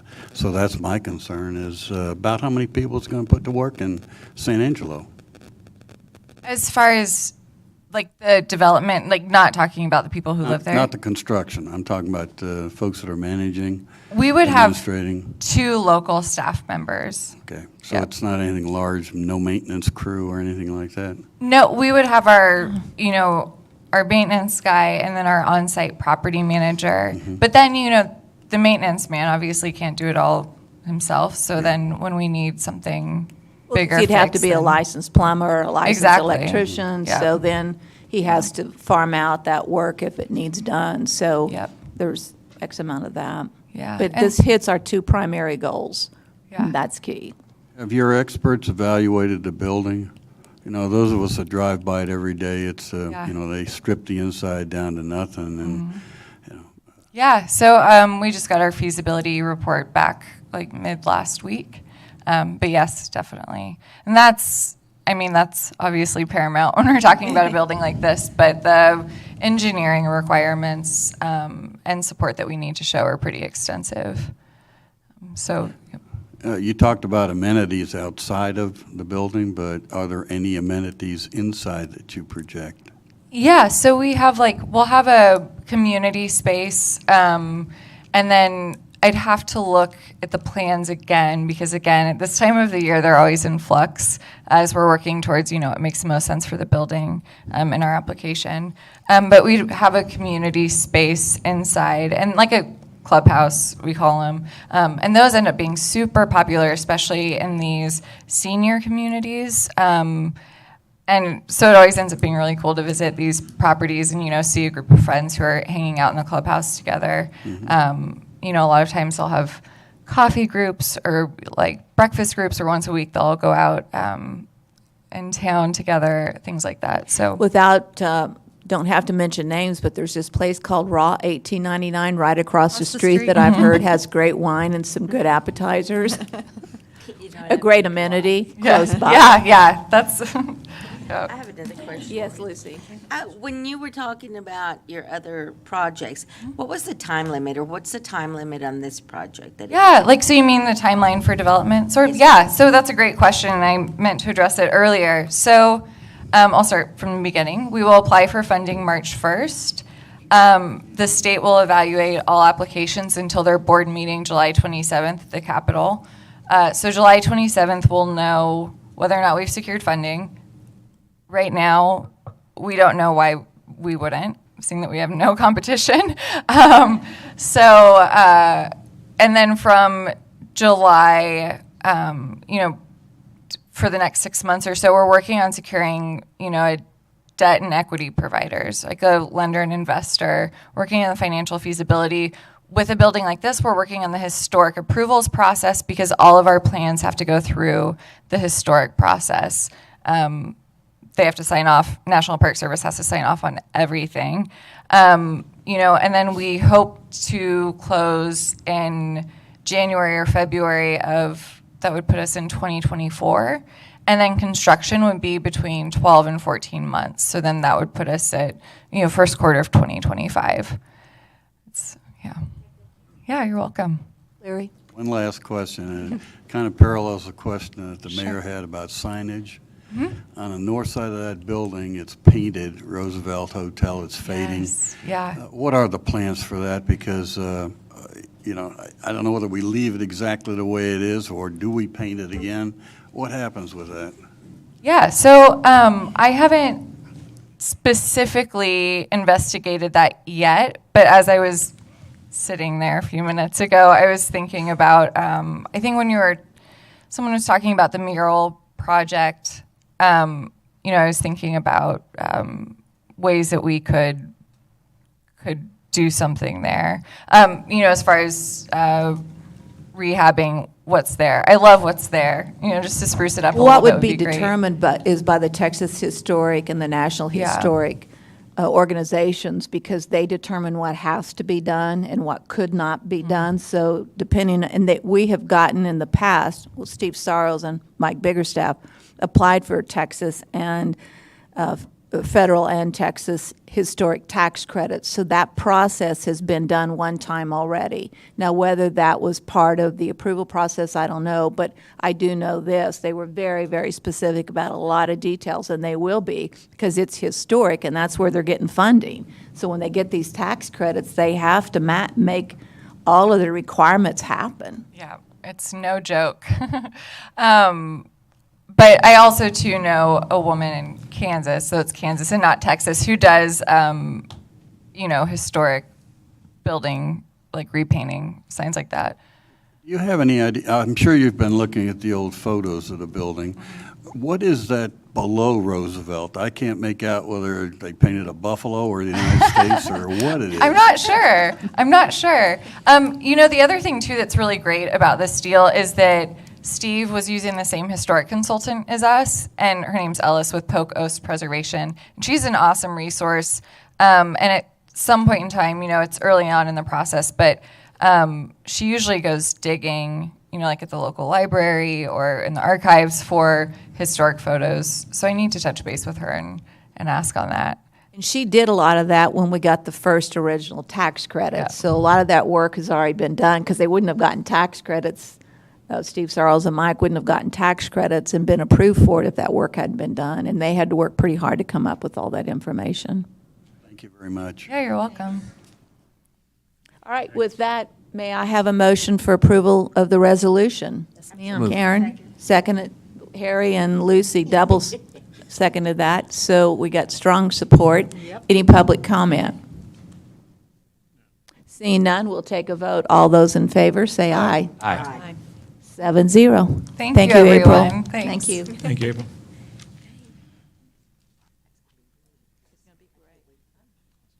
Okay, item C, consider approving amendment number 4, South Hangar Taxi Lane with Javiation, a Woolpert Company Master Airport Agreement in the amount of $498,024.37, and authorizing the city manager to negotiate and execute all related documents. Jeremy, you're on. Morning, Mayor, Council, Morning. staff. Jeremy Valgartson representing your San Angelo Regional Airport. Very excited to be here today, and this is kind of an introduction to a project we've been waiting for quite some time. We do have federal support, and this is the design, engineering, and construction management for this project, and I will be coming to you soon for the actual bids and the construction portion of this project. So what this project is if you're looking at the picture, this is standing at the precision hangar on the ramp where airplanes park, looking to the west. That's an old access road getting into the ramp. That will soon be a 1,000-foot long by 110-foot wide taxi lane. Yay. Yes, yay. The project consists of relocating a significant amount of utilities. If you name it, it's pretty much within Would you that stop? pavement. Would somebody tell the people in the hall to please be quiet? Thank you. We're looking at relocating power lines that are above ground, putting them below ground, sewer, water, fire hydrants, telephone, fiber, and the big one is a FAA communications line. We've learned there's some copper lines that are running out to the radar facility and the repeater antennas that will need to be relocated as part of this project.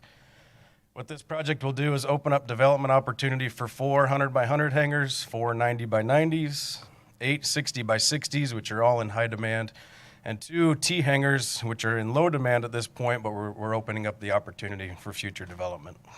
Can those 2 T hangars be converted to 60 by 60? They sure can, yep. And we'll Well, get if to that's the that. demand is for the 60 by 60, let's not do T hangars. Right. This is just a bird's eye view of the airport. You can see the red area down there. Unless Tom wants I one. was just saying, just throwing my plane out. No, we're okay. Development's good. The red section is the location of this project. And it is consistent with the master plan. We've made a few alterations from the master plan, but we have full support from the FAA. So here's the layout. The blue area is what we're going to construct. We'll put in the taxi lane, and then the orange and the ramp will be leased by tenants, and they can build to suit. They'll build the hangars that they want that would meet the standard specifications, and then they can tie into that taxi lane. There is also some additional work we're going to do with the 60 by 60s. The FAA has agreed that it would be considered public use because the hangar furthest to the south would depend on the hangar to the north to get his asphalt in before he could access the taxi lane. So the FAA has agreed to put some additional asphalt in there. To the mayor's point, you can see the T hangars. The 60 by 60s in the old master plan were actually slated for T hangars, but we had such a big demand for the 60 by 60s, we were able to convert those to that for that use. So same thing can happen with the 2 T hanger slots. If 60 by 60s is better use, we can put them in there. 90 by 90s, 100 by 100, we're not limited on what we can do in that area. Right. But we will have access to that far west side of the airport. The point of this one, I know it's hard to see on your screen, is just to show all the utilities. And I already mentioned it, but we're going to be putting below ground. The big one is that FAA communication line that the FAA should pay for, and we're still crossing our fingers that they do. This here is my level of commitment. All the red X's, I have a letter of intent in writing of somebody ready to build. So as soon as we get this project done, they're ready to pull a lease. So all the 100 by 100s without any advertisement have already been spoken for. 2 of the 90 by 90s and 5 of the 60 by 60s. And again, without any advertisement. When this thing gets advertised and people know about it, they're going to fill up very quickly. Both the FBOs are maxed out on hangar space. We're busting at the seams, and I get phone calls almost daily now for, do we have any hangars available? Again, we are not constructing the hangars. We are just putting in the taxi lane. So this project, we're recommending that we use Javiation under the master agreement that we have. That master agreement is good for 5 years. This would be amendment number 4. It's design, engineering, bidding, construction administration, geotech, cultural and historical, which is already done, testing and closeout. Here's our proposed schedule. We're looking at a March bid advertisement day, so we're coming up really soon on that. Construction award in May, start of construction in July, and project completion in October. I'm pretty confident with these dates because we're also going to run this in conjunction with our entitlement project with the South Taxi Lane project to try and get some economies of scale, because the FAA is going to require FAA grade asphalt down there on this taxi lane. So if we're gonna run the South Taxi Lane project this time, this will go, and it's a very high priority item. Fabulous. Aviation's total fee, this is all inclusive. Again, this does include construction management, is $498,024.37. Source of funding, it's the Bipartisan Infrastructure Law, the BIL grant, and the Airport Infrastructure Grant, the AIG grant. I put budgeted for in FY23. I do have the budget amendment in hand. This wasn't actually an FY22 grant that was carried over to 23, and we will receive another $1,043,050 for FY23 here, probably just before September. It is a multi-year grant. For the next 5 years, we'll receive that amount. There is a 10% requirement, so 90% FAA, the rest would be us, and it is PFC eligible. I did do an independent fee estimate. For some of the new council members, I have to do an independent fee estimate because we have a 5-year agreement to make sure their fees are fair and reasonable. And then I send a letter to the FAA stating they're fair and reasonable. I get a letter back from the FAA saying we support it, use our money to pay for it. The independent fee estimate actually came in higher than Javiation's fees, so I did get that letter back from the FAA. This project did go to Airport Board last week, and they fully support it. With that, I'll take any questions. Do we have questions, Tommy? Tom? Yes. So one thing that was pointed out at Precision when we did some construction years ago on the west side of Precision, they had and it's shown not included in this, but they used to have I would say, a concrete or an asphalt driveway that allowed them to loop and tow around the backside. Is it worth looking at maybe, while that's not going to be something they taxi on, but at least they could tow their helicopters and things if we were able to take some of this and get that back improved to where the excavators ran over it the last time we did some improvement. And I know it's not a solution now, Jeremy, but that's been brought up to me several times by several different people. Right, I understand. And I've been looking at that project. That is unfortunately not FAA eligible because it's on leased private land. It's not eligible for public use. But we do need to do something locally as a city and as an airport to take care of that, because it is something that we damaged in a project years ago. So, but this project will not pay for that. What this project will do is, because we're going to have to amend some of the leases, because that taxi lane is going to cut into their lease. It's going to cut into Precision's vehicle parking area. So it will pave an area just a little further to the southwest for the vehicles to park there, and it actually is going to connect to that ramp where they could tow around the west side and still get out to the ramp. That will help. Thank you, Jeremy. Yep. Tommy, did you have? No, I was going to move approval of Amendment 4 for the taxi lane. Motion and second. Any public comment? Seeing none, we'll take a vote. All those in favor of approving item C, say aye. Aye. Motion passes 7-0. Thank you, Jeremy. Get it done. Item D, receive presentation from Specialized Public Finance Incorporated regarding proposed plan of finance for City of San Angelo Texas Tax Notes Series 2023 and direct Specialized Public Finance Incorporated to proceed with such plan of finance. You're on, Tina. Thank you, Mayor. I'm going to introduce the subject and let you all have a discussion on the projects before we move on to the funding source that we'll propose for you. So the projects are approximately $1.6 million for public safety improvements and approximately $303,000 for installation of a traffic light. And here we'll go into a little bit more detail. The public safety project is at the animal shelter, and I have asked Morgan and Al Torres to be here if you have any questions on this project. I'll have the slide here, and she can kind of go through the plan, she and he. So, Morgan?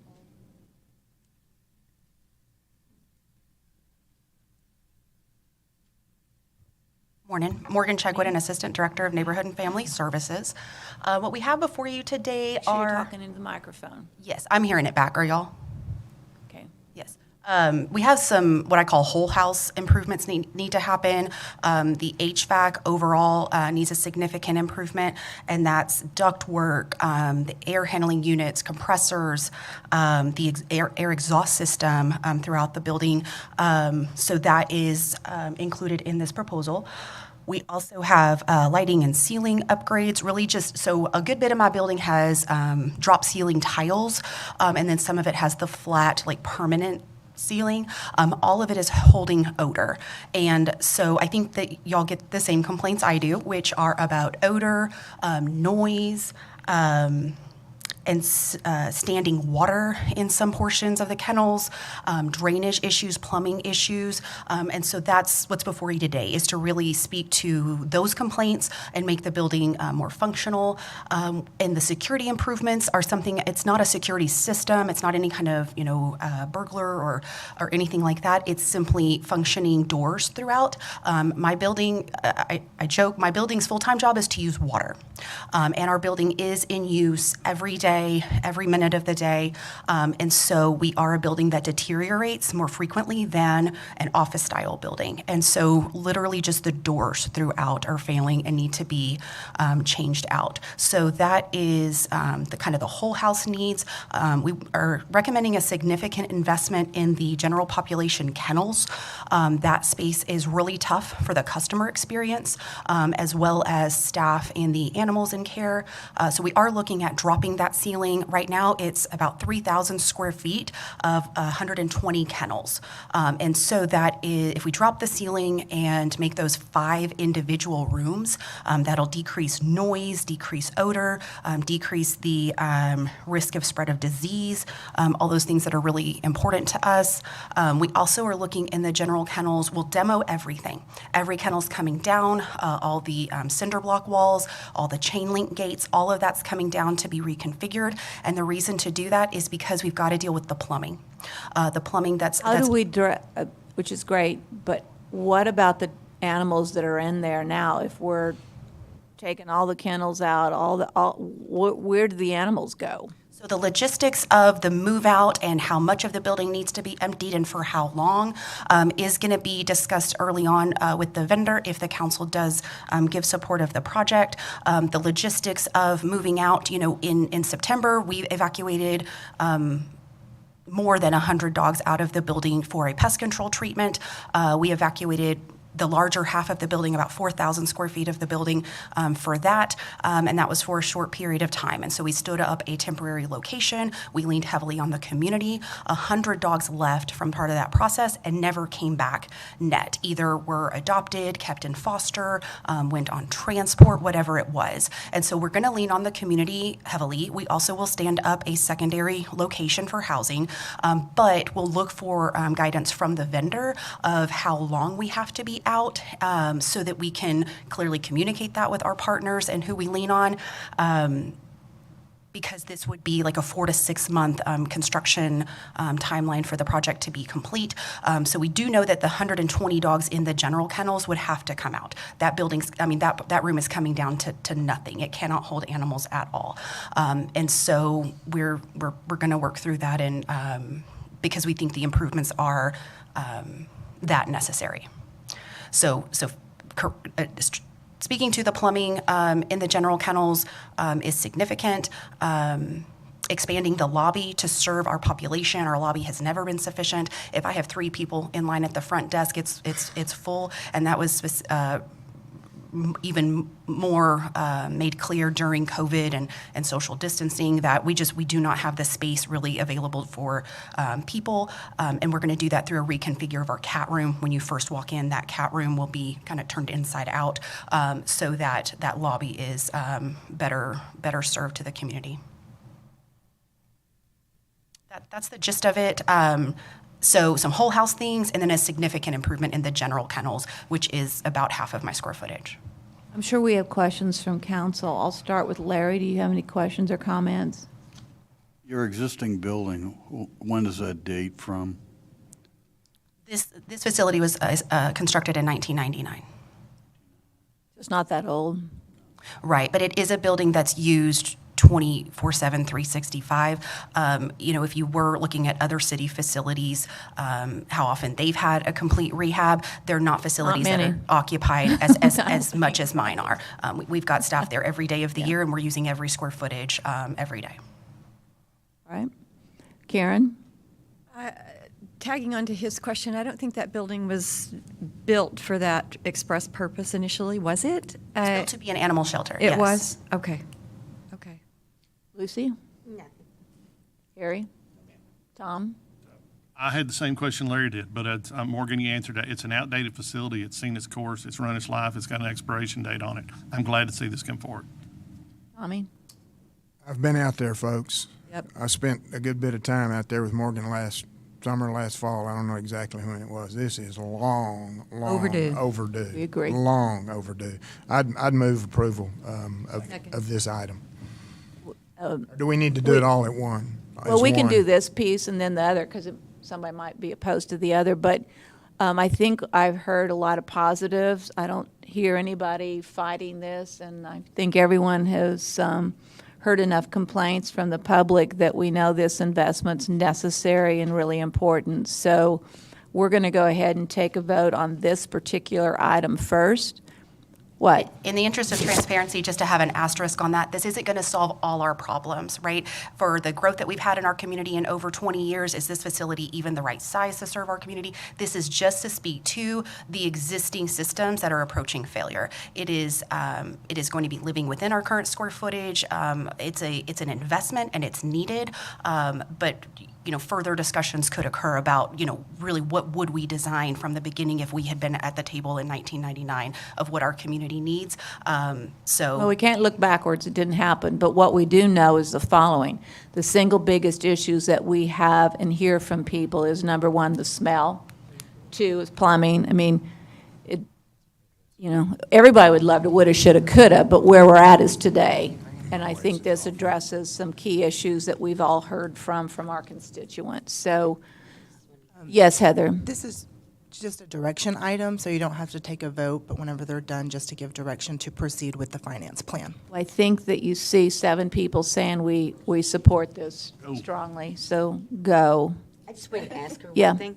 Hey, Morgan, so what you were saying was that this is not going to be an expansion for more animals, right? We're going to leave it the way it is with the amount of animals that we have now that we're housing. All of this is inside our current footprint, our current square footage. None of this is adding square footage, adding rooms, adding space. It's in our existing building. Okay, thank you. I think it's important to hear what Morgan said at the very end. This doesn't do anything except address immediate needs. It doesn't really give us a long-term solution to some of the issues we're having, but this has to be done to avoid failure.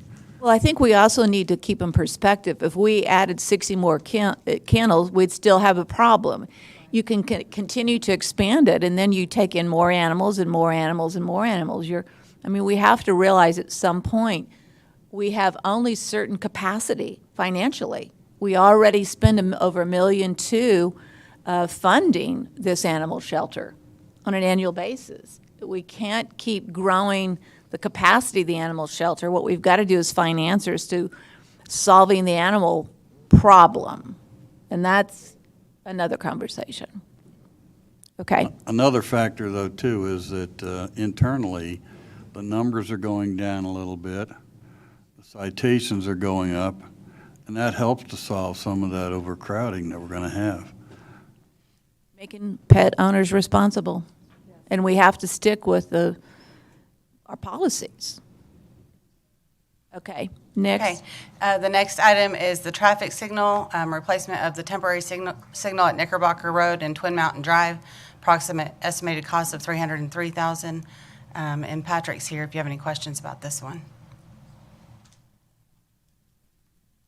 I think we've heard about this light many I times. heard a lot about this, Mayor. Yes, This so is in- have I. This is in my district, so I am extremely supportive of this, Patrick. Enough said. That's it. I like it that way, thank y'all. Are there I questions? see the rebel, If I am- don't. I just like driving straight through and not stopping, but I'll go with the crowd.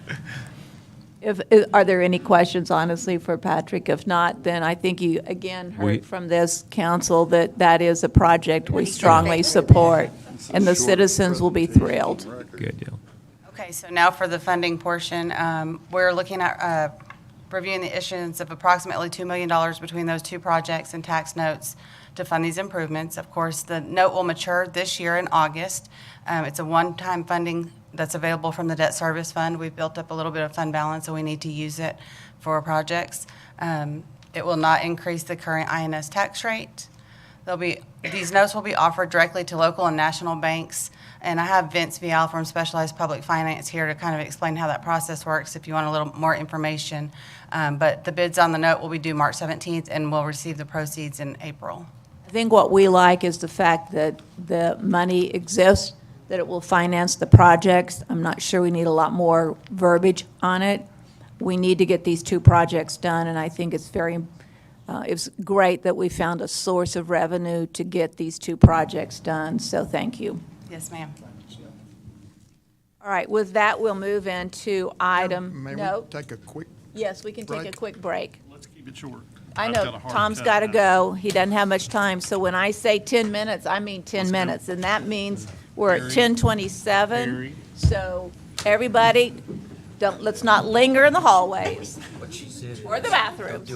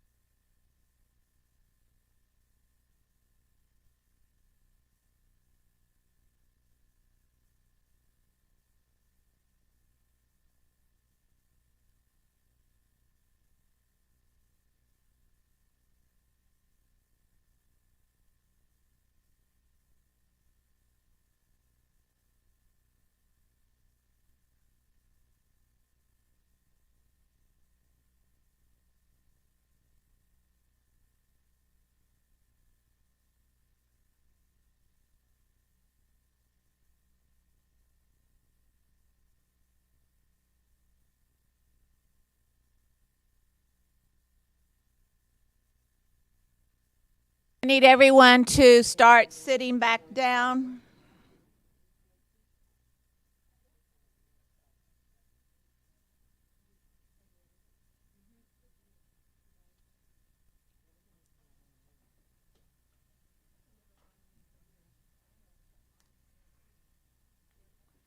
Right, item E, first reading and public hearing of a reconsideration of an ordinance approving the abandonment of approximately 4,060 feet of the right-of-way of Cox Lane beginning near 1861 Cox Lane and extending 2,330 feet to the west, then 1,730 feet south, ending approximately 320 feet north of the intersection of Sunset Drive and Foster Road. John?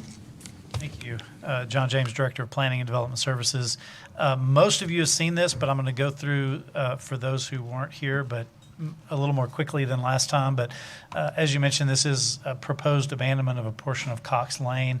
And if you're familiar with this area, there's Foster Road that runs right there, and then Cox Lane comes in from Sunset and then runs right beside it until it turns and then goes over. And so it's that duplicated roadway that is being proposed for abandonment. We did send out notices to the surrounding properties that are immediately affected by that. 31 notices, 9 in opposition that we received. This is just the thoroughfare plan map for the area. So the area we're talking about is kind of in here. You'll notice that it's currently outside the city limits. As this property looks to develop in the future, they will be seeking annexation into the city. One of the issues, and I think I've got it on the next slide actually, is Parkview. I think it's easier to see on that one actually. Parkview used to come across from Knickerbocker and come all the way over to YMCA, and then it would continue on. At some point in the past, this piece of Parkview was eliminated from the thoroughfare plan, and so that's no longer a continuous collector street through there. But the piece that currently exists is still a collector, and the piece that would go through the proposed development would continue that Parkview. This is Adobe Lane. Most of that does not exist either, but that would be a north-south piece as well, and that will come into play in a minute as we talk about some different options. This is a little bit of a zoom in of that same area, but with the aerial photography, so you can see the existing development and the applicants that are requesting the abandonment basically own this piece of land here, and again are looking to abandon a portion of that Cox Lane. I have some traffic counts here. I won't go through all these, but some of the concern, of course, is that if you bring Parkview in like this or in some other configuration, that you might increase traffic into the neighborhood, particularly using Parkview as a collector street. I think based on, this is Sunset, where Cox comes into Sunset and Foster, staff's belief is that most of the traffic that comes from this direction will turn south on Foster, either because they're trying to ultimately get to the loop anyway, or they'll go down to Sunset and over. Sunset has no stop signs along the way. It's a pretty straight shot, right? Right. If you came into Parkview here, you're going to have to stop. You'd go over to YMCA, stop again, then south to Sunset and stop again. But I think it's fair to say that some traffic would probably take those streets through the neighborhood, whether it's Parkview or one of the others. But traffic tends to stay on the major streets when possible, and so that's our belief that long-term that's what will happen. So as I mentioned, staff doesn't believe traffic patterns would be negatively affected. There are no utilities that would be impacted by this abandonment, or if there are, they would have to be moved appropriately through the plat process. And we believe that it would be a public benefit to eliminate those duplicated roads that literally run like 10 feet apart from each other. That's just an extra maintenance concern for the city, having to maintain two roads that are literally just a few feet apart. This is the picture of that Foster Road, Sunset, Cox Lane intersection, so you can see the two separate roads there that run parallel. And I should mention that Foster, if you recall on that thoroughfare plan map, it is also a collector street. So it was built and planned long-term to be that north-south collector for that neighborhood.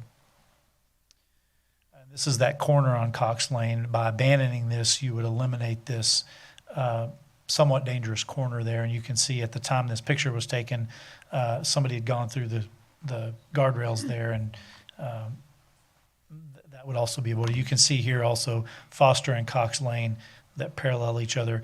You can see that there's an elevation difference, so in any future development, that would have to be addressed. If roads are going to come in from the vacant property over to Foster.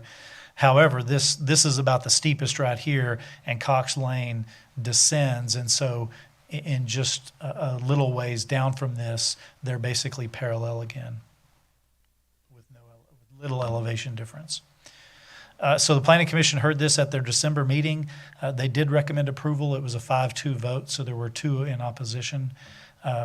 The recommendations are with a few conditions. These are just our normal conditions with an abandonment, that the property be absorbed into the adjacent properties through a plat. The city would issue a quitclaim deed.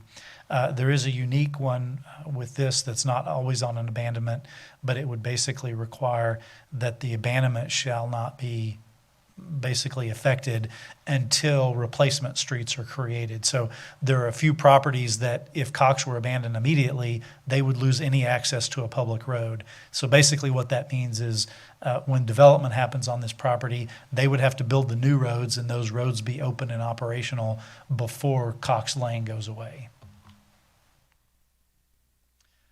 That's a quick overview, but happy to answer any questions.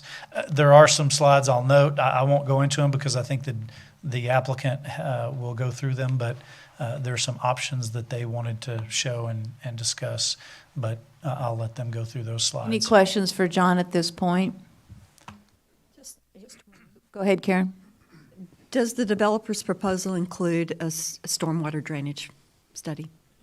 I'll let them address that, but yes, they have all every have intention to. of addressing drainage, and in fact, any development of vacant property like this has to Okay. prepare a drainage plan and address that through the development process. All right. Tommy? I think there's, at least in my mind, there's maybe misunderstanding. I'm not sure if that's the right word, but what we are being asked today is whether or not we should abandon those 2 sections of Cox Road. And I think there is some again, misperception, whatever, that we are approving some design of what this development's going to look like. That's not the case, correct?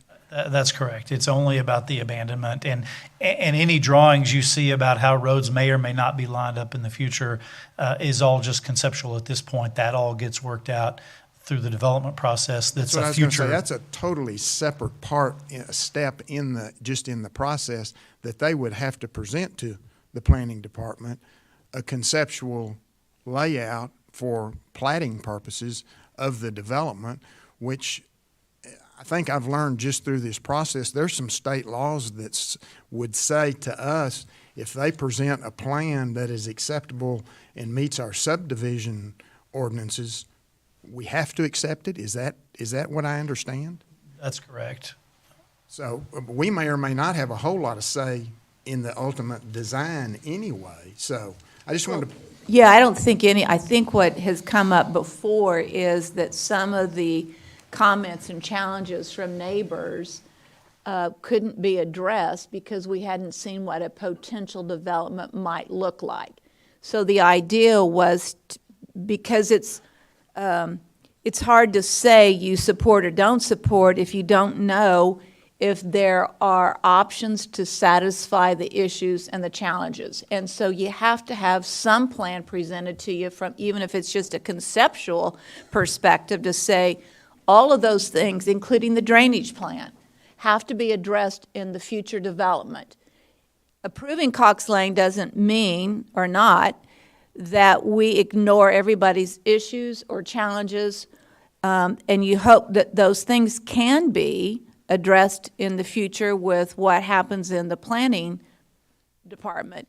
But I think it helps address people's questions and concerns, and that's what we need to do. Okay, So with that, let's see the presentation. Sherry? Good morning, Council. Hillary Bucher with Dorado Construction Group. We are representing the owner here. So we will go into our presentation. In the last council meeting, we heard 3 objectives that you were really looking for. Again, these are conceptual. Well, we heard street layout options, just so you could see all the options and stuff we have considered. We heard drainage patterns and the concerns with the drainage, and we heard about the master thoroughfare plan. So we've come up with some slides to talk about different options. Again, these are all conceptual.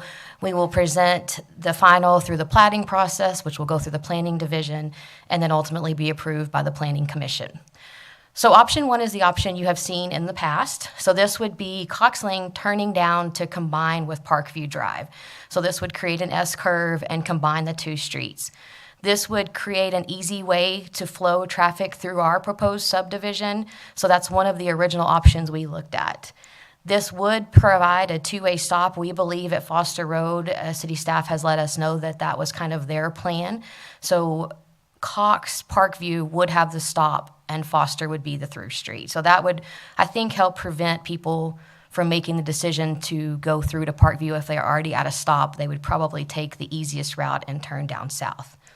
This also combines the 2 collectors that are very close to each other into one. So that eliminates the duplicity of some of these streets, again, reducing maintenance costs for the city in the future. In contrast to that, we looked at another option. Again, this is conceptual, but one other option could possibly be taking Cox down to the new Adobe, turning Adobe down, and then having these streets. So this would produce probably more stop signs, and in some ways slow traffic. Again, we believe there'd be a 2-way stop at Foster no matter what. This helps maintain the 2 separate collectors so they are not connected. But we wanted to make sure that we put this out there as well. Both options have possible additional through streets in future phases. Again, those are not guaranteed. That's why I kind of dashed them in. But the possibility that these other streets can come through and provide alternates, it could really break up the amount of through traffic that each street sees. So those are kind of some of the options we looked at in regards to the traffic. So going on to drainage, just to give you a slight overview, this is all very preliminary, so I don't want to go too far into it, but the future drainage study, when we do the full thing, will evaluate the existing conditions and the future efforts needed for the proposed subdivision. The goal of this study is to maintain the peak drainage discharge flow rates onto the existing drainage structures that exist today. The detention ponds will be utilized to hold the specified rain amounts that we need that are additional to what is currently out there. And this will ensure the overall impact of the development is minimized and will not change the existing drainage scheme in a global manner. So with the preliminary drainage study that we've done, it's very preliminary, but the existing unimproved site, which is 91.3 acres in a 100-year storm, would release approximately 28 acre-feet per 24 hours. So that is using the COSA standard on the unimproved site as it is today. Again, preliminary numbers, we used a mixture of coefficients. So coefficients are different for different types of development.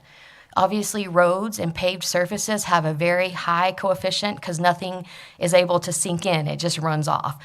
Single family has a little bit lower because you do have a rooftop, but you also have the landscape around those. So we used a mixture of those, of residential, multifamily, roads, runoff coefficients to show the improved site would produce about 37.78. If this number holds true through the design process, this would require to detain approximately 8 acre-feet. So some of the reasons those numbers are a little different, you see 28 to 37, is some of it has to do with flow rates. So obviously the flow rate of the road is going to be very quick. The flow rate off of a subdivision might be a little slower. So with that being said, we've currently designed a proposed detention pond that could hold 10 acre-feet. So we are not only hoping to detain that, we're hoping to keep even a little bit more, again, to slow the water as it releases down toward the Concho River. And that's what I have for my presentation. Does anyone have any questions or comments? Larry? Karen? You refer to existing drainage infrastructure, a couple of slides back, I think. Was it this one? Yes, bullet point 2. So describe to us, if you would please, what those existing drainage. Sure. So currently, if you look at the site, it drains to the southeast corner of the property where there is a drainage easement through an existing subdivision that is currently southeast of this property that then heads to the Concho River. So there are existing facilities that take the water from this unimproved site down to the river. So we are looking at how those will be affected. We do not want to increase the rate through those existing facilities, if that makes sense. So I know that the homeowners in the area that have consistently objected to this particular development proposal, I think we're all learning as we go, and we thank you for your patience. But the concern was what happens with the drainage that's actually to the west and north of your property, where those two parallel roads run together, and there's a 5-foot deficit in height. And I think we even have the videos that were sent to us.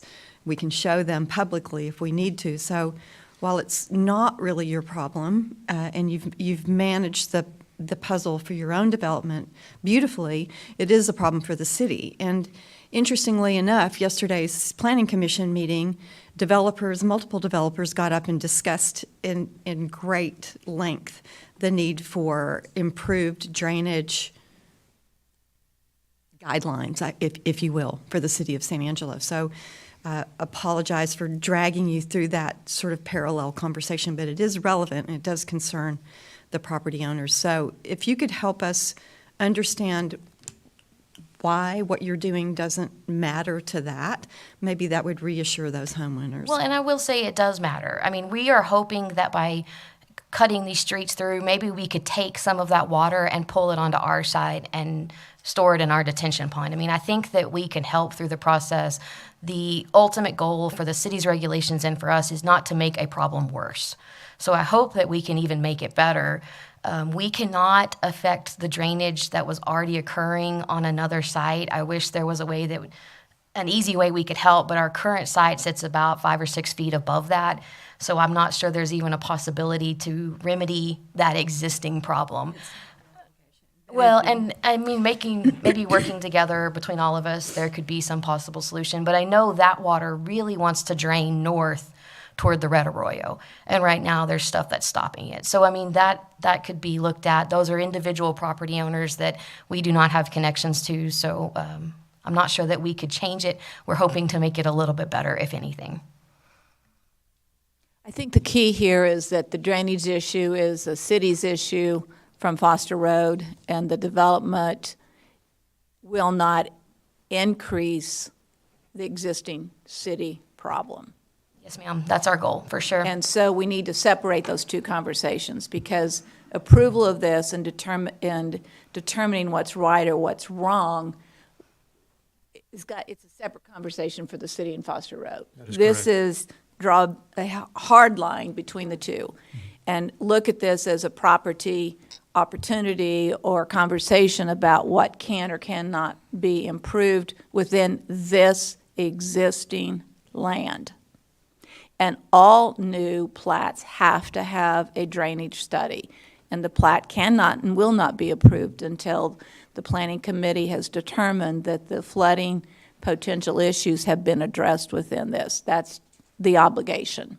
Correct. And we have a long process ahead of us through this property. As stated earlier, we'll have to seek annexation. We will have to seek rezoning, which you will see the platting process is a whole process where they're going to require us to have the plans for the streets and the drainage study, and all those things will be approved through your engineering services. Lucy, do you have any question? No, ma'am. Harry? No, ma'am. Tom? No, ma'am. Tommy? Hillary, can you talk a little bit, because while the mayor said it is a hard line, I agree, between the Foster Road drainage. That's not y'all's issue. However, I assume some of those streets will come through and cross what is now Cox and ultimately tie into Foster. Yes, sir. There will be some sloping, I guess is the right word, of meet the up. roadways to be able to connect the roadways. Yes, sir. So again, this is an assumption. I assume your drainage study will have to take into account whatever water might be coming from your Correct. development onto ultimately Foster Road. Correct. Those flow rates would have to be looked at to maintain current flow. So, and that, So yes and no, right? well, it's Yeah. yes and no, but still, it's something that has to be addressed, even though we've got a totally separate issue right now on Foster, which I think they are beginning to address. I went out there Saturday. It looks like to me they're starting to work through the easement back there to start addressing some of that. Well, that's that great drain. news. Yeah, I think that's what's happening. Yes, or sir. appeared to me. So I just wanted to clear that up, that y'all would be addressing any issues that your development possibly would create as it tied in some roadways into Foster at some point. Correct. As those plans are created and grading plans, drainage plans, all those will factor into each decision. But yes, they will be ultimately looked at and approved by the Engineering Services Division. Yes, sir. All right, with that, do I have a motion? I'll make a motion to approve as presented. Do I have a second? Second by Harry. Public comment, please.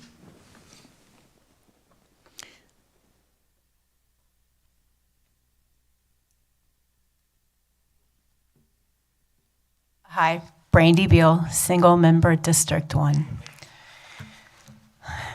These plans that are presented are not conceptual to the homeowners that have been working on these homes for decades. This is our future. This is our front yard.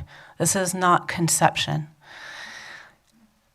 To have a retainage pond in the southeast corner of this development will do nothing to the drainage issues that are currently on Foster Road that flow into the north. I appreciate that the mesquite and so forth has been cleared towards that area. Perhaps that will help a little bit. But mesquite in our area, you can clear something to the ground for acres, and it will be back in 3 years to a level where you can't even pass through it. Mesquite grows quickly. It grows in my front yard. It grows to the side. And clearing this land is not a long-term solution. These streets will compound to the problem. That slope that is going to pass into Foster Road. So the math on that is you take the volume of the street. So if it's going to be matched the same width of Foster, we're talking 52 to 60 inches, or 52 to 60 feet. You take the volume of the road times the precipitation in inches, and you multiply that by 0.623, and that yields how many gallons that you're going to add to this intersection where thousands of cars are going to pass daily. That traffic count was presented again to you in the same way it was last time. Very small numbers that was almost impossible for us to see on the screen. It wasn't presented publicly prior to this meeting, and I feel that the traffic needs to be looked at because that's going to add to the drainage issues. You have that many cars going through this drainage. That's a safety issue for the residents of San Angelo. This plan, we talked about that curve to Cox Road. This plan continues to have traffic pass at a curve. The only difference is that now, instead of there being a barricade at that curve, there is a home. There is a home that if someone does not navigate that curve right through the several inches of water that rests on Foster Road, it's not going to be one car into a barricade. It's going to be one car into a family's home.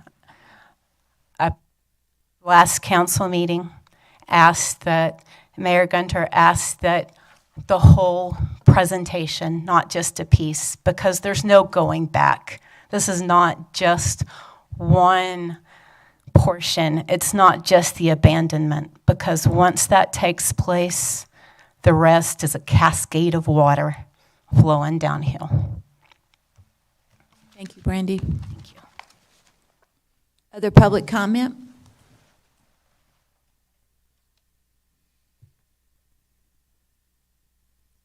Hi, my name's Melissa Rodicus. I live at 1601 Parkview, and we're back again.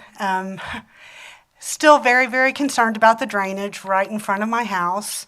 No matter what kind of retaining pond they're talking about putting in the south corner, there's still going to be water coming down that slope if they build a street there, which puts more water right there into the intersection of the video that I showed y'all. It's already terrible if we get more than 1/4 of an inch of rain, which, you know, we don't get a whole lot of rain, but when we do, it's a very bad situation. So I still have that same concern about the drainage. Another thing that I wanted to bring up, I brought up at the last meeting as well. Parkview is considered a collector street, and that keeps coming up in these thoroughfare plans. It will never connect to arterial streets. Since part of it has already been abandoned across the railroad tracks, it will never connect to Knickerbocker, will never connect to Sunset. So I don't know how it can be designated a collector street when it will never collect and move traffic to an arterial street. Lastly, I just want to bring up, and it may or may not be an issue, just something to think about.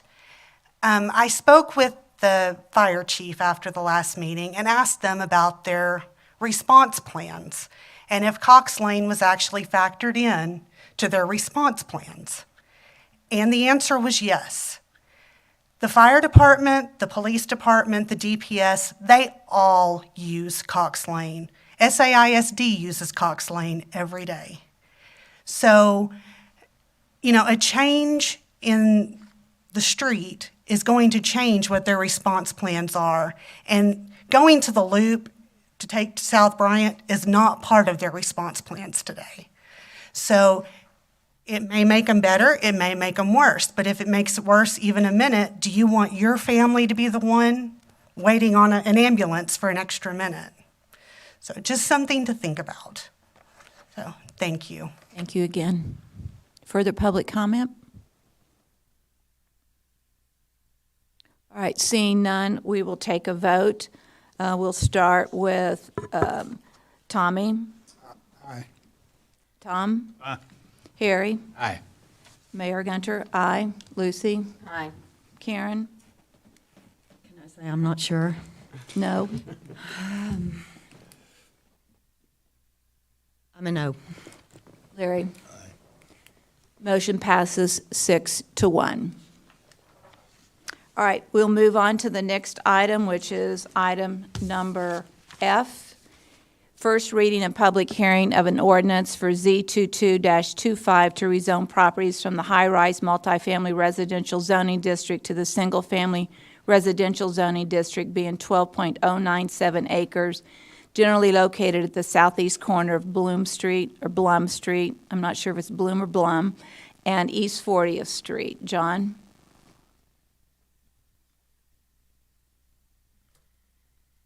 Thank you. John James, Director of Planning and Development Services. This, you may recall, a couple of years ago was rezoned, actually 2019. Just seems like a couple. This was rezoned for multifamily. There was a project proposed for an apartment complex, a fairly large apartment complex in this area. That apparently fell through. New owners have acquired the property and now want to rezone it back to single-family residential. And so that's what's before you today, and that picture is just a layout of their preliminary plat of that area for single family. You may recall that the neighbors, many of the neighbors were opposed to that zoning to multifamily, and so they are in favor of this this change. So we did send out 33 notifications to the surrounding properties, 12 in support. So again, very supportive of taking this back to single family.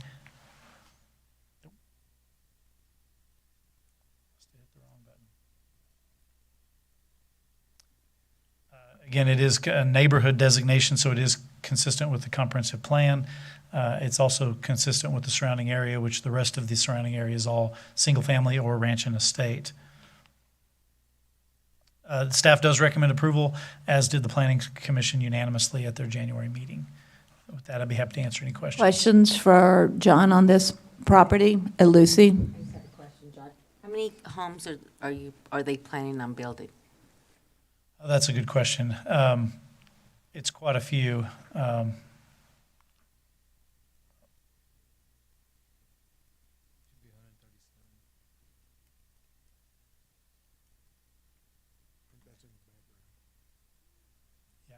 Top of my head, but 137. Okay, yeah, and again, you can see there the layout of it. Okay, Harry? Tom? Strongly support. Tommy? Then do I have a motion for approval? I'll make a motion to approve. Tom, it's in your district. You have a motion for approval, seconded by Harry. Any public comment? Seeing none, we'll take a vote. All those in favor say aye. Aye. Motion passes 7-0.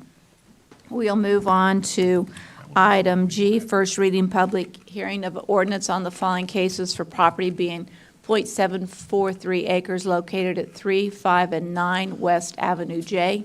1, the CP 22-07, a request for approval of an amendment to the comprehensive plan changing certain lands from the commercial to the neighborhood future land use designation, and 2, Z22-26, a request for approval of a rezoning from the general commercial, heavy commercial zoning district to the single-family residential zoning district. John, you're on. Thank you. As you mentioned, this is a rezoning from commercial to single-family. You can kind of see here, at some point in the past along Chadburn Street, they just basically drew a line down the street on either side and said that's all commercial. But there are these three, what were platted as residential lots that are currently vacant. And so the owner wants to develop those as single-family lots. And so that's the purpose for this rezoning, basically extending the residential zoning out to incorporate those three lots. We did send out our notifications and received 2 in opposition. I don't believe they had any specific responses as to why they're opposed. But you would think since it's gone from commercial to residential, there wouldn't be an opposition. That's generally the other way around, so I'm not sure there. Right, and in fact, it allows for heavy commercial on that property, so. Okay, no questions? All right, with that, may I have a motion for approval? Move to approve. Motion by Harry, seconded by Tommy. Any public comment? Seeing none, we'll take a vote. All those in favor say aye. Aye. None opposed. Motion passes 7-0. Item H, first reading and public hearing of ordinances on the following cases for property being approximately 15.325 acres and located northeast of the intersection of Montauk Avenue and Vex Street. 1, CP 2208, a request for approval of an amendment to the comprehensive plan changing the future land use from commercial and transitional to neighborhood. And 2, Z22-27, a request for approval of a rezoning from general commercial zoning district to the planned development zoning district. John, you're on. Thank you. This is located near the Houston Hart Freeway. You can see on the screen where the area we're talking about. It's currently zoned general commercial, as you can see.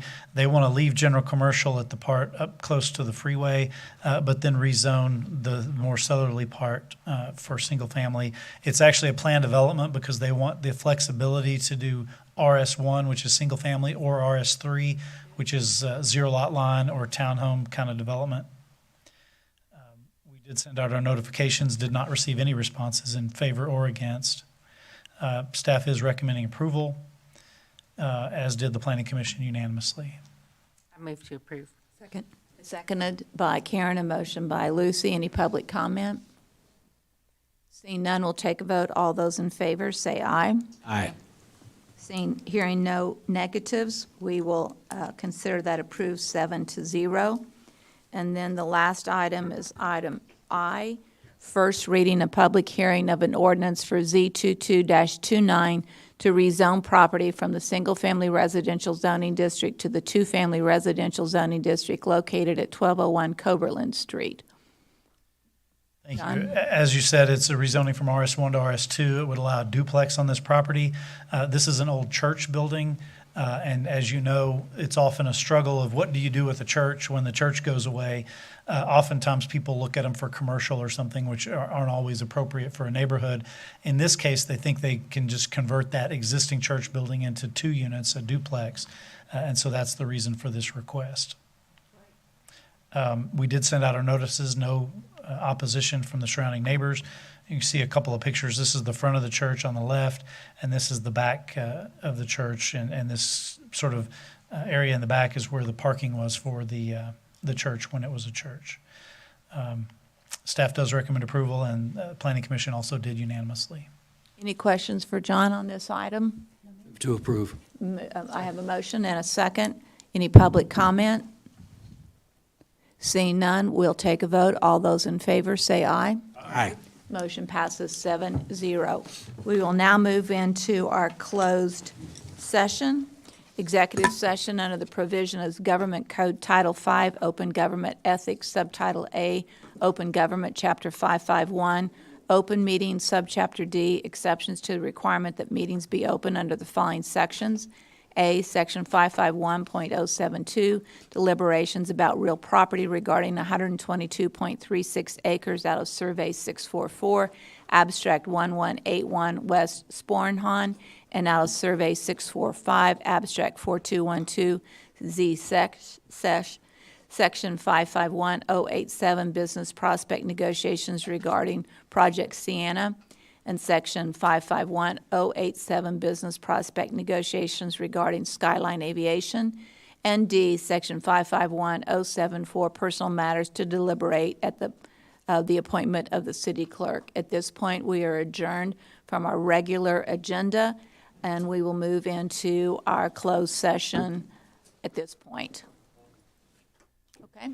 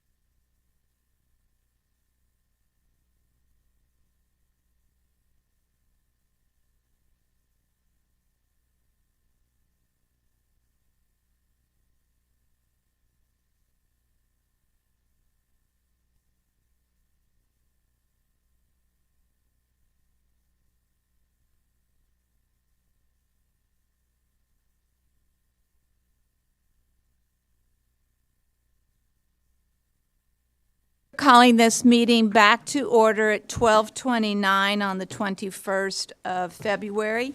And Daniel has an announcement to make following executive session. I do. It is my honor to announce our new city clerk, Heather Stastny. She has been with the city for quite a while now. She's actually been with the department for 2 years, and she's picked up so much knowledge. She's going to do a wonderful job for us, and I just want to congratulate Heather on this appointment and the city council support.